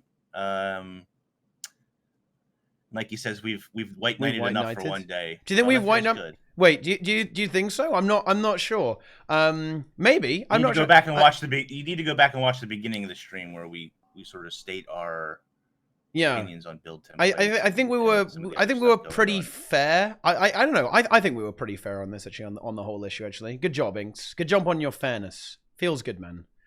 For those of us, was it setting up with WP? Yes. Me and Inks lured him on TeaTime, then killed him. Nice. That's a joke, by the way. Yeah. That's just like the scammer who I told I murdered somebody. And he was like, "Yeah, that's cool." Yeah. But first of all, I need to find a way. Shut up, Cat. I need to find a way to record scammer calls because some of them have been so good lately, man. Oh, they would make such good content. I had a guy call me the other day and tell me that my Microsoft computer was sending out dangerous messages or dangerous packets of information. Yep. And I said, of course, I'm a botnet. That's what it's designed to do. He didn't know what to say. No, I mean, we can go big. Oh, dude, he was Bobby. Like, I need to get in. he's like, I need to get into your computer to fix some things. I said, no. I said, the computer's doing exactly what I want it to do. Dude, Bobby from ArenaNet wants to raid. Hang on, I need to keep an eye on that. We got gotta go do some raids, man. Yeah, I gotta do some raids. That's some good stuff. That's some good memes. I mean, those scam calls, man. Like, I don't really get them. I'm sad. You can be Inks Boga, right? You know, I Kip get a lot Boga? of them. I make up fake names, and oh man, they're so good. Yeah. I can't help but not screw with those people. They deserve it. Yeah, I mean they do kind of deserve it. It feels bad, man. Imagine pretending the game is thriving. There is zero hype and generous in the game on the MMO market. No, it's true. It is true. Actually, it fucking sucks. You know what we're gonna end on, guys? This is the note we end on. Listen up, chat. Listen up, chat. Does anyone here? Okay, let's actually just do a quick survey. This could backfire on the PMA front really badly here. Listen up, chat. Who wants to actually who wants to save Guild Wars 2 and bring Guild Wars 2 back? And feels good, man. Let's go, high energy, save the game, make Guild Wars 2 great again kind of meme. Let's kind of have like a no, me, no, burn Guild Wars 2 down, more raids, yes. Wow, feels bad. Jeez, yeah, calm it down. I want. Ooh, yeah. Ooh, cool. Let's go. I will save it. Okay, nice meme. I would like to see. Look, I think that's overall pre PMA. That's that's all right. Yeah. Yeah, I think it's. I mean, look, November 19th, episode 1 comes out. I'm looking forward to it. I know that's story content, and not everybody's into story content, but I'm looking forward to the next chapter. Little Bram alone time, or whatever the picture that they showed us was. I'm looking forward to November 19th. Should be good. We'll see. That's my positivity. I'm looking forward to it. Yeah, that's a good way to end it, because that is our brand new, that's our news, right? It's coming out on the 19th, right? Let's fucking go. High energy, boys. Easy. Let's roll. So that's going to be fun at least. So yeah, not bad. We're storming ArenaNet HQ, guys. That's what's going on. But yeah, that's it. And I'll tell you what, if you guys want to save Guild Wars 2, do you know what you need to do here? Okay, what we need to do is band together and wake the normies up, right? We need to go for that shit, dude, okay? Wake the normies up and get them excited about the game, get them engaged with the game, and bring the memes into the mix here. We go big and we go hard. So yeah, I'll tell you what, guys, that will kind of wrap things up at tea time. Watch this stream and we can do Operation Meme Storm, right? And we band together. Easy, right? Let's go. Look, I will show us though. We're all gonna get permabanned together. Yeah. We're gonna be bound by memes, bound by blood. Yeah, look, you'll see, guys. Okay, like I'll do my best, right? Don't worry, we'll save the game. Easy peasy. Wide people happy indeed. But yeah, that's all for this tea time. Are you talking about structured PvP stuff? Yeah. Not just PvP, but also we're gonna try link TeaTime and hot takes in your builds. Oh yeah, the tournament. Oh, that's gonna be big. I mean, yeah, that's not Operation Meme Storm though. Operation Meme Storm is we're gonna try and get. What we need to do is we need to kind of basically get all the casuals watching the stream so they can be brainwashed by our ideas. Oh, that's good. Yes, I agree.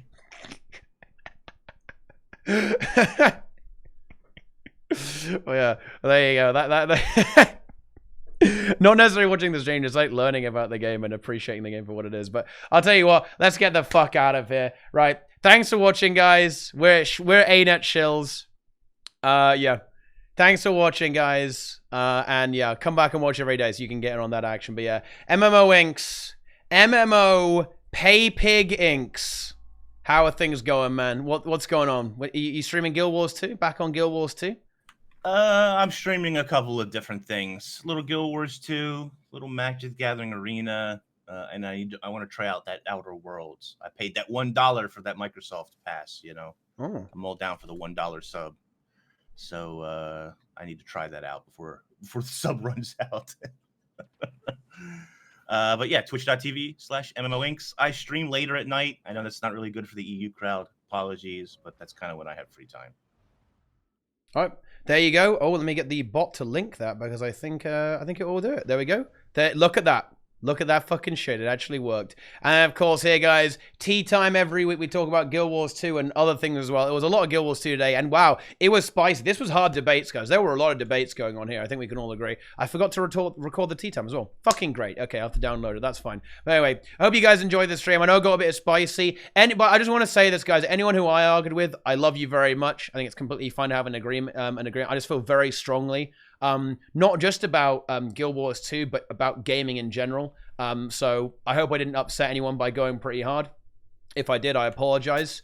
But yeah, sure I will have upset some people, you know, but, I'm just really fucking high energy. You know, I'm passionate. Yeah, I unbanned the guy like 5 seconds later, right? People agree to disagree. Yeah, and I think that's good too. But yeah, thanks for watching. Follow the stream. Subscribe to the stream. Follow me on Twitter. Go on YouTube. Videos coming here. Let's fucking go. We're raiding planets because I want to see some Plengers in the chat when we go over there. I want to see a lot of Plengers, mass Plengers. Planix needs cheering up. Like, he's actually trying to pug raids, I think, or something like that, which is a fate worse than death. So he definitely needs cheering up. Get over there and say hi to him. So yeah, thanks for watching, guys. Give us your money, okay? Look, like I said, 10,000 sub goal is, okay, I save Guild Wars 2.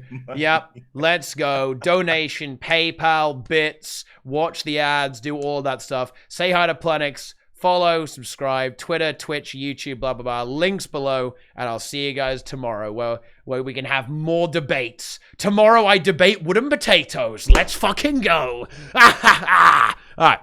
Good night, lads. See you later.